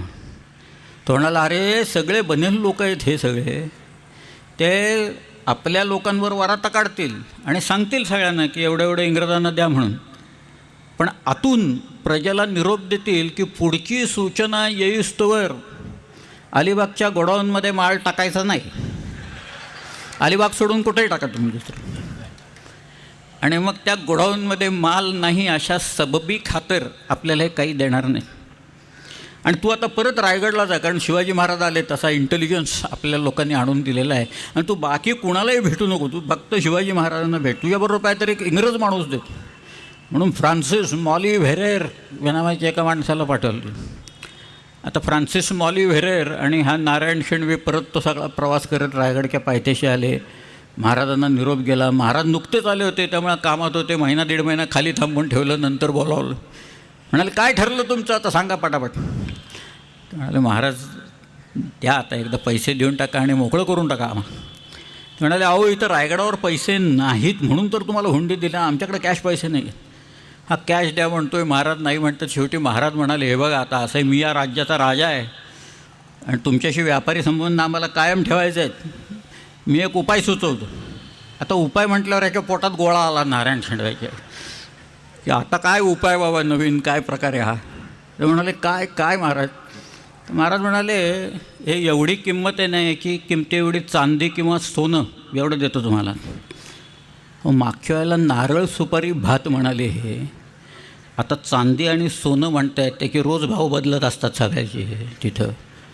बरं ना सोनं किंवा चांदी घ्यायची याची ऑथॉरिटी या दोघात नव्हतीच कोणालाही तिथं काही. त्यामुळं नारायण शेणे म्हणाला मला मुंबईला जाऊन साहेबाला विचारायला पाहिजे आता. ते म्हणाले सावकाश जा आणि विचारा, काही घाई करू नका म्हणे. तो फ्रान्सिस मॉली व्हेरेर म्हणाला मी रायगडावरच थांबतो आणि बघतो मला काही जमतं आहे का म्हणून तो रायगडावर थांबला. नारायण शेणवी आला मुंबईला. तो सगळा प्रवास करत परत आल्यावर लांबून येताना पाहिल्यावर जेरॉड ऑंजरने ओळखलं याही वेळेला याच्या हाताला काही लागलेलं नाही. तो म्हणाला अरे काय झालं. तो म्हणाला शिवाजी महाराज आलेत पण ते म्हणतात एवढ्या किमतीचं सोनं किंवा चांदी घ्या म्हणून तिथं. तो म्हणाला मला कुठं ऑथॉरिटी काय. ते म्हणाले अरे तू काही काम करत नाहीस आमचा, TADA फक्त खातो जर रायगडला जाऊन का, तू आता इथंच बस, आमचा तो फ्रान्सिस मॉली व्हेरेर काय करतो बघू. 15 दिवस गेले. 16व्या दिवशी तो मॉली व्हेरेर येताना दिसला. त्या मॉली व्हेरेरला पाहिल्यावर जेरॉड ऑंजरला कळलं की ह्या देखील माणसाच्या हाताला काही लागलेले आहेत. तो म्हणाला काही नाही जमत तिथे, हे सगळे म्हणाले लोक भारी आहेत तिथं, काहीतरी रोज सांगतात देतो करतो बघतो बिकतो वगैरे काही देत नाही. त्याचं एक वाक्य आहे, त्याचा टूर रिपोर्ट छापला आहे बरं का. त्यावेळेचा त्या इंग्रजाचा रायगडच्या टूरचा रिपोर्ट छापलेला आहे. त्यातलं एकच वाक्य सांगतो. त्याने असं लिहिलं आहे I got nothing accept hollow promises असं लिहिलेलं आहे. पोकळ आश्वासनाखेरीज मला काहीही मिळालं नाही. शेवटी तो जेरॉड ऑंजर म्हणाला अरे इतके दिवस वाया चालले आहेत, व्याजात मरतोय आपण, तुम्ही आता तो देतो असं म्हणतोय सोनं किंवा चांदी, काय देतोय ते पहिल्यांदा जाऊन घेऊन या, ताब्यात घ्या म्हणाला पाहिजे, नाही तर नंतर काहीच देणार नाही तो. नारायण शेणवी परत रायगडला जायला निघाला. आता परत तो सगळा प्रवास करत रायगडच्या पायथ्याशी आला. महाराजांनी त्याला एक महिना दीड महिना थांबून ठेवलं. परत वरती बोलवलं. ते म्हणाले काय काय ठरलं सांगा तुमचं. तो म्हणाला महाराज द्या सोनं द्या चांदी द्या पण द्या काहीतरी मोकळं करा आम्हाला. महाराज म्हणाले तसं नाही, मला नीट कळलं पाहिजे तुम्हाला सोनं पाहिजे का चांदी पाहिजे ते. मग तो म्हणाला चांदी द्या पण द्या बाबा एकदा लवकर काहीतरी द्या. महाराज मोरोपंतांना म्हणाले याला जामदारखान्यात घेऊन जा आणि ते चांदी देऊन टाका तेवढ्या किमतीची, आणि ते सगळे हुंडेबिंडीचं प्रकरण मिटलं आहे म्हणून लिहून घ्यायचं. आता हे जामदारखान्यात आले, चांदीच्या फ्लेक्स निघायला लागल्या, तराजू निघाला तिथं. आता एकच काम मोरोपंतांचं राहिलेलं होतं, छोटं काम होतं ते, फार मोठं नव्हतं. की चांदीची किंमत वाढवायची आता तिथं रायगडवरची. त्यामुळं त्यांनी नारायण शेणव्याला सांगितलं इथं चांदीची किंमत 1675 सालची किंमत सांगतो हां. त्यांनी सांगितलं रायगडवर चांदीची किंमत 28 रुपये शेर आहे बरं का. तो म्हणाला 28, सगळे तर 23 रुपये शेअर आहे सगळीकडं. ते म्हणाले इथं 28 आहे, इथं कोणालाही विचारा. बरं आता 23 का 28 ह्याच्यावरनं परत मुंबईला जायचं आणि शिव्या खायच्या, देऊन टाका म्हणाला, काय ज्या असेल तसं. शेवटी 28 अशा चढ्या भावाने चांदी तोलली त्यांनी आणि मग त्याकडनं लिहून घेतलं सगळं प्रकरण मिटलं म्हणून. ती चांदी घेऊन, कागद घेऊन तो आला मुंबईला, गेरॉल्ड ऑंगियरच्या समोर ठेवलं. गेरॉल्ड ऑंगियरनी ईस्ट इंडिया कंपनीला जो रिपोर्ट लिहिला आहे त्याच्यात शेवटी एक पॅरा घातला आहे त्यावेळेचा आहे की नारायण शेंडवे रायगडावरून आला, आम्ही शिवाजीला ते तांबं विकलेलं होतं, त्याने एक हुंडी दिलेली होती, त्याचा निकाल आज लागला आणि जी चांदी सगळीकडे 23 रुपये शेअरांनी, ती शिवाजीनं आम्हाला 28 रुपये शेअरांनी दिली. पण 1.5 वर्ष चाललेलं हे प्रकरण एकदाचं निकालात लागलं आणि आम्हाला या प्रकरणात 22.5% तोटा झालेला आहे, इंग्रजांनी लिहून ठेवलं. समुद्रावर गलबतांचा पराभव जर का करता येत नसेल तर जमिनीवर पैशाने तुमचा पराभव करतो आम्ही. ही सुद्धा काही गोष्ट साधी नाही आहे. शिकायचं आपल्याला काय तर हे शिकायचं. आज डोळे कुणाचे तिकडे चायनाचे डोळे आहेत. चायनीज लोकांनी, मी ते सगळं वाचतोय गेले काही दिवस, त्यांनी डिक्लेअर करून टाकलं की पुढच्या 4 वर्षात आमचे 2,500 तरुण मुलं आणि मुली ATPचं टेनिसचं सर्किट जे आहे ना त्याच्यात खेळायला लागतील म्हणून. 2,500. आमचे रेफरीज 450 असतील तयार झालेले. आता ती लीना वगैरे ती मुलगी आली बघा खेळत, ती टेनिस. मी तर एकदा एक पाहिलं होतं, एक अख्खं गाव आहे ना, त्या गावात फक्त चित्रकारच लोक बसवलेत चायनाने. त्यांचा उद्योग सकाळी उठल्यापासून चित्रच काढायचे. म्हणजे मोनालिसा असेल तर मोनालिसाचं चित्र काढायचं, व्हिंचीची चित्र तर एक 8-10 मोनालिसाची चित्र आहेत. तो पहिल्यांदा ह्या चित्राला रंग लावतो, मग दुसऱ्या बोर्डावर लावतो, तिथं लावतो, तिसऱ्या बोर्डावर लावतो, असं करत करत तिथंच झोपतो तो चिनीवर. का खायला प्यायला 2दा त्याला तिथं मिळतं, झोपायला जागा मिळते, सकाळी उठलं की चित्र काढत बसायचे. हे बहुत. पण ते सुद्धा सावरकर म्हणाले होते आणि आंग्र्यांचा तो बेस होता अंदमान आणि निकोबार. आंग्र्यांची जहाजं वरवायची तिथं.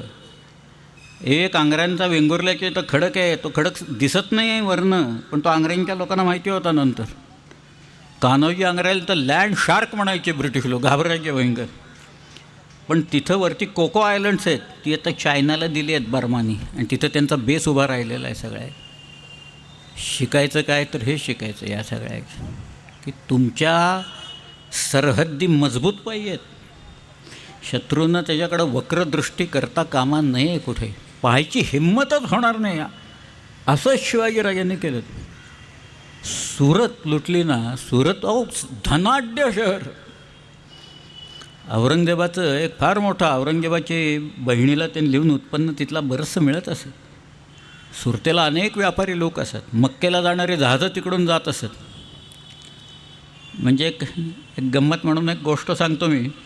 एक ताभेरनीय या नावाचा एक व्यापारी होता, हिऱ्यांचा व्यापारी होता. आणि हा जो शायस्ता खान आहे, हा चाकणला बसला होता. चाकणच्या किल्ल्याला गडीला वेढा घालून 56 दिवस लढवली ती गडी आपल्या लोकांनी, फिरंगोजी नरसळ्याने. तर यांनी काही हिरे विकत घेतले त्याच्याकडनं, पैसे दिले नाहीत शायस्ता खानाने. शायस्ता खान ही शायस्ता ही पदवी आहे बरं का, नाव नाही आहे. खान खानान अमीर लुमरा नवाब आझम मिर्झा अबू तालिब शायस्ता खान. त्यातलं अबू तालिब एवढंच नाव आहे, बाकी सगळ्या पदव्या आहेत. मुघलांच्याकडं असे बरेच डबल ट्रिपल ग्रॅज्युएट खूप होते, काही उपयोग नव्हता त्यांचा काहीच पदव्यांचा. पण तिथं ह्यांनी हिरे घेतले, पैसे देना, रोज मेजवान्या चालायच्या, नाच चालायचा. शेवटी हा कंटाळा तावेरने. तो म्हणाला मी आता जातो, मला गोळकोंड्याला जायचं आहे, तिथं हिऱ्यांचा व्यापार करायचा. मग शायस्ता खान म्हणाला पण तुझे पैसे बुडतील, तू जर का गेलास इथनं तर. तो म्हणाला नाही बुडणार माझे पैसे. याचं कारण मी परत गेल्या की नंतर आमच्या फ्रान्सच्या राजांना सांगेन की ह्या मुघलांनी माझे एवढे एवढे पैसे बुडवलेत. मग तुमची मक्क्याला येणारी जहाजं आहेत ना, ते आमचे लोक पकडतील आणि त्यातली लूट घेऊन माझी भरपाई करतील म्हणाले. मग शायस्ता खानानं मुकाट्यानं औरंगाबादच्या ट्रेझरीवरची हुंडी दिली त्याला. ठीक आहे. शिवाजीराजांनी किती लोकांची जहाजं पकडावीत नंतर. इंग्रजांना त्यांचा पहिला अनुभव कधी आला माहिती आहे का? राजापूरच्या वखारीतल्या लोकांनी जो हेनरी रिव्हिंग्टन होता, मिशेल होता, रॉबिन्सन होता, त्यातल्या हेनरी रिव्हिंग्टननी ज्या वेळेला तोफा टाकल्या पन्हाळ्यावर आणि महाराजांना कळले इंग्रज लेखाचे लोक तिथं तोफा टाकतायत आपल्यावर, पुढच्याच वर्षी शिवाजीराजांनी राजापूरची वखार लुटली. या सगळ्या इंग्रजांना कैद केलं, खणून काढली वखार ती पार. पुन्हा आयुष्यात हे असलं कृत्य करणार नाहीत म्हणून त्याने खणून काढली आणि कोणाला वासोट्यावर कोणाला सोनगडावर कैदेत घातलं तिथं. आणि इतका त्रास दिला या लोकांना की हेनरी रिव्हिंग्टन आजारीच पडला, 3 महिन्यात आजारी पडला. त्याचं एक पत्र आहे, त्यांनी महाराजांना पत्र पाठवलं की तुम्ही मला सोडा, आता मी आजारी पडलो आहे. कशावर सोडा? पॅरोलवर सोडा असं लिहिले बरं का तिकीट, पॅरोलवर सोडा तुम्ही मला. मी इंग्लंडला जातो, खातो पितो, औषधं घेतो, बरा झालं की परत तुमच्या अदबखान्यात चढायला येतो इथं म्हणून. महाराजांनी विचारलं अहो काय चाललं आहे काय, तर काय म्हणायला सोडा, त्याची तब्येत बिघडली. मग तो सुरतेला गेला आणि तिथंच मेला. एकदा तोफ टाकली या हेनरी रिव्हिंग्टननी. शिवाजी राजांनी काय केलं असं, हाच तर दणका आहे त्याचा, पहिल्या वेळेलाच दणका घातला का. रायगडचा एकूण अदबखाना काय, सोनगडचा काय आणि व्याघ्रगडचा काय आणि ते लिंगाण्याचं काय, एकूण सगळे प्रकरण इंग्रज विलक्षण घाबरायचे. सुरत म्हणून बंदर जे होतं, सुरत बंदर खूप आत आहे, सुरत गाव खूप आत आहे, बंदर स्वाली म्हणून आहे पुढं, आणि तो सगळा जो समुद्र आत आहे तो त्याला स्वॅली होल असं म्हणतात ते. पण त्यावेळेला शिवाजी राजांना 3 वर्ष शाहिस्ताखानाने मुलूक लुटला, त्याची भरपाई तर करायला पाहिजे कुठेतरी. म्हणून शिवाजीराजांनी बहिर्जीला सांगितलं. बहिर्जी आला आणि म्हणाला महाराज सुरत मारिलियाने अगणित द्रव्य सापडेल. या बहिर्जी नायकाकडं सुरतचा ब्लूप्रिंट होता. नावासकट विरजी व्होरा 20 सोन्याची पिपं या भिंतीत ठेवलेली आहेत. हिरे माणकं ते जिन्याच्या खाली ठेवलेली आहेत, बाकी ते रांजणात ठेवले. हाजी कासम बेग, हाजी सय्यद बेग, अशी सगळ्यांची यादी कुणाकुणाकडं काय, कदाचित त्यांनी बहुतेक याच्या खिशातसुद्धा काय ह्याचीसुद्धा यादी आणली असेल काय काय इतकं बारीक. पण ते एकूण आकडे आणि सगळे पाहिल्यावर शिवाजी महाराज खोई झाले, म्हणाले हे असलेच पाहिजे होतं, म्हणाले आपल्याला काहीतरी, इथंच घाबाडे म्हणाले सर, चला सुरतेला चला. म्हणून शिवाजी राजे 5000 घोडेस्वार होते आणि प्रत्येक घोडेस्वाराबरोबर एक रिकामं घोडं होतं. आणि ते रिकामं घोडं कशाला होतं? लूट पाठीवर टाकून आणण्यासाठी होतं. शिवाजीराजे सुरतेला गेले, शिवाजी येतोय म्हणून कळते काय नाही, सुरत शांत. शिवाजी महाराज काय आहेत आणि कोण आहेत आणि त्यांचा झटकान दणका काय असतो याचा पत्ताच नव्हता ना लोकांना. त्यामुळे गंडवीपर्यंत आले, उधण्यापर्यंत आले, तामुक झाले, तशा अवया उठायला लागल्या. इनायत खान म्हणून तिथं होता, तो किल्ल्यात गेला, लोकांच्याकडनं पैसे घेऊन त्याने किल्ल्यात घेतलं, लोकांना बाकीला दिलं वाऱ्यावर सोडून सगळ्यांना. शिवाजीराजे तिथं आले आणि म्हणाले मला एवढी खंडणी द्या, मी निघून जातो. मी फार मागत नाही आहे, मला तुम्ही एवढी खंडणी सगळे सुरत करू लोक द्या, तर मी निघून जातो ना, मला काही गरज नाही बाकीची मारामारी करायची, गोंधळ करायची. काही दिली नाही कोणी. ते इंग्रजांनी तो रूट मार्च काढला, जॉर्ज ऑक्झिंडन म्हणून होतं या, त्यांनी तो रूट मार्च काढला बँड लावून सगळे. तर फिरलं ते सुरतमधनं त्याचा बँड, तोही गेला किल्ल्यात, त्यांची वखार होती तिकडे. पण त्या वखारीतनं प्रतिकार जोरात होईल, बंदूक आहेत त्यांच्याकडे म्हणून शिवाजी महाराजांनी त्याला त्यावेळेला हात नाही लावला. तिथे एक मोनॅस्ट्री होती, फादर एम्ब्रोज नावाच्या एका माणसाची, फ्रेंच कॅप्युसिन पॅड्री होतात. आणि शिवाजी महाराज म्हणायचे की या इंग्रजांच्यापेक्षा फ्रेंच कॅप्युसिन पॅड्री ठीक आहेत म्हणून सगळे. त्यांनी ती वाचवली. आणि मग एकदा ते काही खंडणी येत नाही म्हणताना आता वेळ तर वाया जातं. शिवाजी महाराजांनी सांगितलं चला कामाला लागा आता आपापल्या सगळे लोक. झालं, सुरत लुटायला सुरुवात केली आपल्या लोक. ओणवे लागायला लागले, घरं पेटायला लागले, लोकांना बडवायला लागले, लोक सापकानी बडवायला लागले, पैशाच्या आणि धनाच्या राशी येऊन पडायला लागले. एकदा का चोप बसला की ओकायला लागले लोक धडाधड. पण याही गडबडीत सगळ्याच्यात शिवाजीराजांनी पथ्य काय पाळलं आहे ते सांगतात. कधी कोणी सुरतकर किंवा गुजराती माणूस भेटला ना आरोप करायला लागला शिवाजी महाराजांनी नेमकी सुरत लुटली, तर त्याला हे उदाहरण अवश्य सांगा. सुरतेत एक व्यापारी होता, त्याचं नाव मोहनदास पारेख. हा डच लोकांचा हिंदू दलाल होता. सुरतेत त्यांनी धर्मकृत्य केलेली होती, भरपूर मंदिरं बांधलेली होती, बगीचे बांधलेले होते, त्याच्याकडं भरपूर संपत्ती होती. आणि जशी लुटीला सुरुवात झाली त्यावेळेला याच्या घरी तो वारला होता नुकताच. याचं घरातले लोक घाबरले सगळे की आपल्यावर येणार धाड आता या शिवाजीच्या लोकांचे, आपलं घर साफ करून जाणार. आणि तिथं खाली खरंच काहीतरी लोक येऊन थांबले. काही मराठी मंडळी तिथून खाली थांबली. सुरत जळती आहे तिथं. पहाट झाली तशी या घरातल्या लोकांना बरं वाटलं, जरा काही झालं नाही तिथं. मग ते आले आणि म्हणाले, या लोकांना तुम्ही कोण आहात? म्हणाले, आम्ही शिवाजी महाराजांची माणसं आहोत. ते म्हणाले, तुम्ही इथं काय करताय? ते म्हणाले, आम्हाला एवढंच सांगितलं इथे एक चांगला माणूस राहत होता, तर आपल्या लोकांच्यापासनं या घराला तोशिष लागता कामा नाही, त्याचं घर वाचवायचं इथं ते, म्हणून आम्ही इथं उभे आहोत. त्याच्यासाठी वाचवलं मोहनदास पारखचं घर शिवाजी महाराजांनी तेवढ्या ह्याच्यात सुद्धा वाचवलं. सर्रास लुटलं असं काही नाही आहे त्याच्यात. धनवान जे लोक होते वीरजी भोराच्या सारखे, खरं म्हणजे एकट्या वीरजी भोराला लुटलं असताना एक 10-5 किल्ल्यांची कामं आरामात झाली असती सगळ्या. पण शिवाजीराजांनी सुरतेची लूट जी आणली, नंतर आले परत ते मुघल येतील म्हणून घोड्यांच्या पाठीवर. शिवाजीराजांनी सुरत 2दा लुटली. मी मगाशी सांगितलं हेनरी गॅरी आणि त्याची जी पत्रं आहेत, Surat trembles at the name of Shivaji, थरथरायला लागतो, कापायला लागतो. शिवाजी येणार म्हणताना लोक म्हणजे सगळे सावरत पळावा वाहता कुठेतरी काहीतरी. काही तर एकदा नंतर तर हुलील तिथं अफवाशा निघायला लागल्या की तो आता जमिनीवरनं तर येणारच आहे, पण आता जहाजं त्याच्याकडे झाली आहेत म्हणून समुद्रात नाही येणार. मग म्हणाले, पळायचं कुठं आता, पळून पळून लोक जाणार कुठं आता. शिवाजीराजांनी 2दा लुटली सुरत. एकदा 64 साली लुटली, एकदा 70 साली लुटली.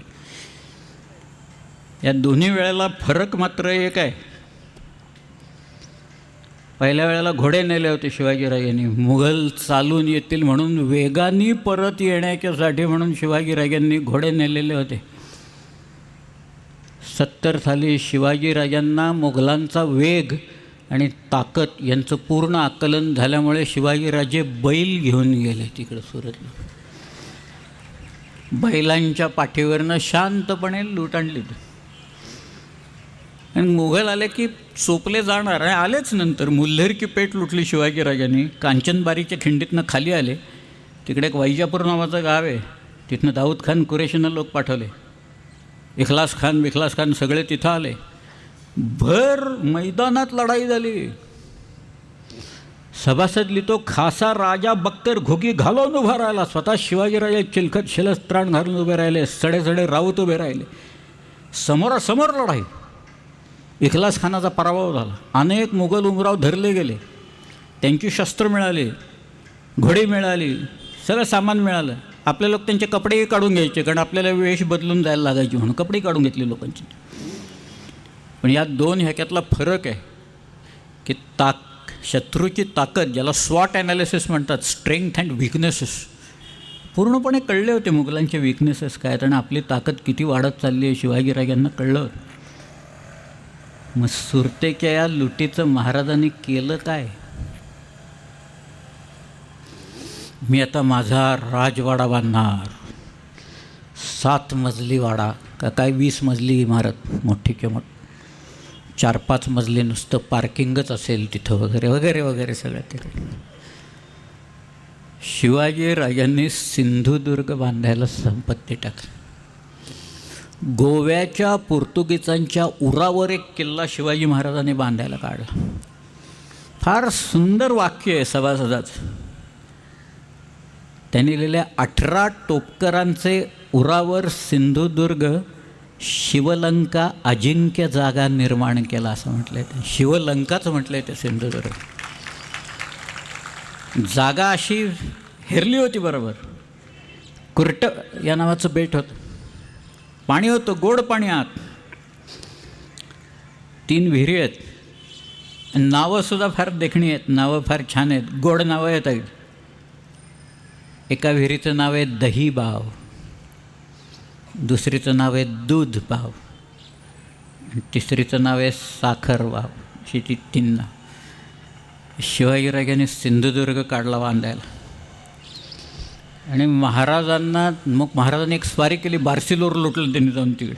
एकच स्वारी शिवाजी महाराजांची आयुष्यात जहाजावरनं केलेली एक स्वारी होती. मालवणवरनं आरमार निघालं, बार्सिलोरला आलं, बार्सिलोर लुटलं शिवाजीराजांनी. तोपर्यंत मिर्झा राजा येतोय असं कळलं. पण शिवाजीराजे परत आले. काही खुशकीनं काही लोक आले, काही समुद्रातनं आले. मग पुढं शिवाजीराजांना आग्र्याला जावं लागलं. सिंधुदुर्गाचं काय झालं? सिंधुदुर्गाचे इथं पैसे कोणी दिले? आमच्याकडं धरणाची कामं 35-35 वर्ष चालतात, पाणीच नाही देत. काही ठिकाणी मला आठवतं आहे, मी स्वतः होतो तिथं, एक प्रचंड मोठा असा पूल दिसला मला बरं का. पण खालनं एक असा ओढा वाहत होता साधा. अरे म्हटलं एवढा उंच पूल आणि खालनं ओढा, तर नदी बिदी तर काही दिसत नाही, तर काय आहे? आता जाऊ देऊ म्हणाले. काय पुलाचं डिझाईन रेडी होतं म्हणाले, तिथं ते वापरून टाकलं, तिकडनं पूल बांधून टाकलं. काही ठिकाणी नद्या नाही, तिथंच धरणं झालेली आहेत. इथं आम्ही हरिश्चंद्रगडला जातो ना, त्या खिरेश्वरच्या समोर पलीकडे खुबीच्या तिथं जे धरण झालं ना, पुढं धरणाची भिंत आहे. मग नंतर लक्षात आलं, अरे पाण्याची लेवल वाढल्यावर पाणी पाठीमागनं खाली पडेल कोकणात, म्हणून पाठीमागही भिंत घालून टाकली. आता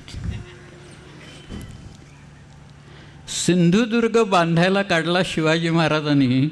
शिवाजी महाराज अडकलेत.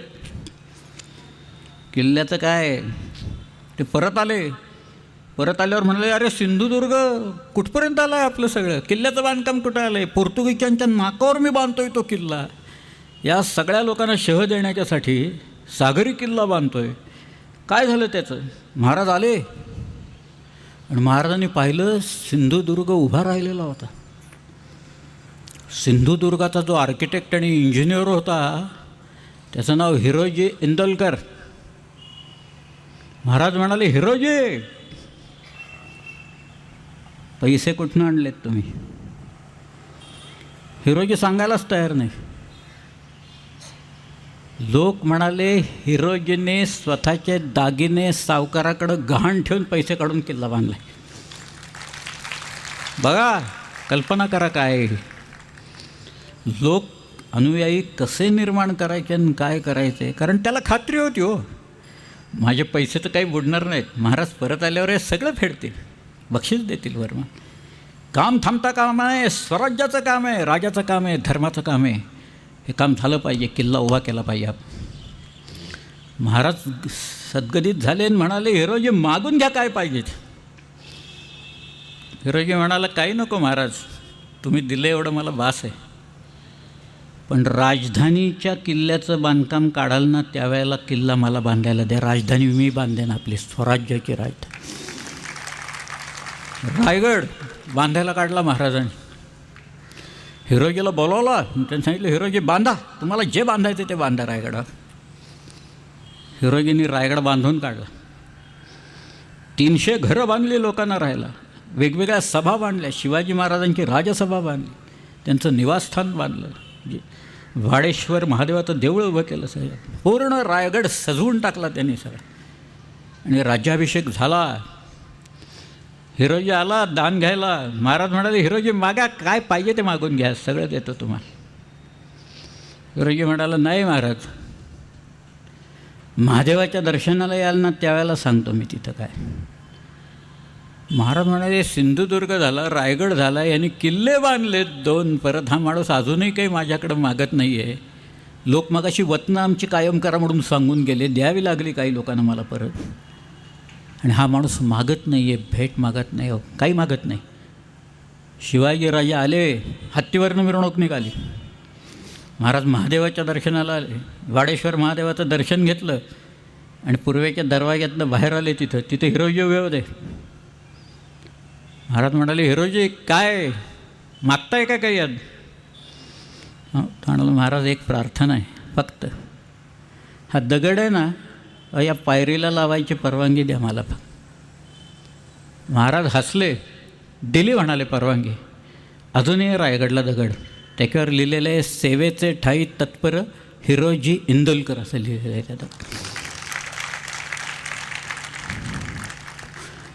कुठे आहे तो? अशी लोक गेली आमच्या महाराष्ट्रात शिवाजी महाराजांनी निर्माण केलेले असले लोक गेले कुठं शेवटी? ते काय जंजिऱ्याला शह द्यायला पद्मदुर्ग बांधला. गोव्याच्या पोर्तुगीजांना शह देण्याच्यासाठी शिवाजीराजांनी तिथं सिंधुदुर्ग बांधला. मुंबईच्या इंग्रजांना शह देण्यासाठी शिवाजी महाराजांनी खांदेरीचा किल्ला बांधला. फार गंमत आहे खांदेरी उंदेरीची. सागरी लढाई आहे इंग्रजांशी. मला आठवतं आहे स्मारकं जी करतात इंग्लंडमध्ये मी स्वतः पाहिलेली आहेत. इंग्लंडचा एक श्रेष्ठ नाविक होरॅशो व्हायकाउंट नेल्सन 1805 21 ऑक्टोबरला यानं कंबाईंड स्पॅनिश आणि फ्रेंच अशा आरमाराचा पराभव केला. ट्रफलगरला बॅटल ऑफ ट्रफलगरमध्ये त्याला एक डोळा गेला होता, एक पाय नव्हता. त्याची स्मारकं इंग्लंडमध्ये बघावीत. काय केलं असेल ब्रिटिश लोकांनी? त्या ट्रॅफलगरच्या लढाईतली त्याचं जे जहाज आहे HMS व्हिक्टोरी, हे जहाज तसंच्या तसं इंग्रजांनी आणून त्या पोर्ट्समथमध्ये ठेवलेलं आहे. 21 ऑक्टोबरला ज्या वेळेला ते फ्रेंच आरमार पाहिलं आणि ह्यांनी कमांड लावली, त्याचा डेप्युटी होता दुसऱ्या जहाजावर होता कॉलिंग बोर्ड म्हणून. त्यावेळेला कम्युनिकेशन्स नव्हती कसली, त्यामुळं निशाणानं कमांड लावायचे. काही नंबर्ड फ्लॅग्स असायचे, काही कॉम्बिनेशन करून लावायचे. तर हा म्हणाला, त्याचा जो फ्लॅग मास्टर होता HMS फ्लॅगशिप होता आहे व्हिक्टरी, त्यावेळेला तो म्हणाला फ्लॅग मास्टरला, पास्को म्हणून होता त्या पास्कोला म्हणाला मला एक मेसेज द्यायचा आहे, लावतो. तो म्हणाला England confides that every man will do his duty, असे लावतो ती. तो म्हणाला माझ्याकडं कन्फाईड हे नाही आहे, पण मी एक्सपेक्ट्स लावू का? England aspects that every man will do his duty. तो म्हणाला लाव, काही हरकत नाही. ती लावल्या, कमांड लावल्याच्या नंतर सगळीकडं ब्रिटिश जहाजावरनं एकदम हर्षोन्मादानं वेळे झाले की आता तुटून पडायचं, लढाई करायची. लढाई सुरू झाली, जोरात तोफांचे मारे सुरू झाले आणि एक फ्रेंच शिप आणि HMS व्हिक्टरी एंगेज झाले एकमेकाशी. रीडाउटेबल म्हणून ते शिप होतं आणि हा स्वतः वरच्या डेकवर होता होरॅशो नेल्सन.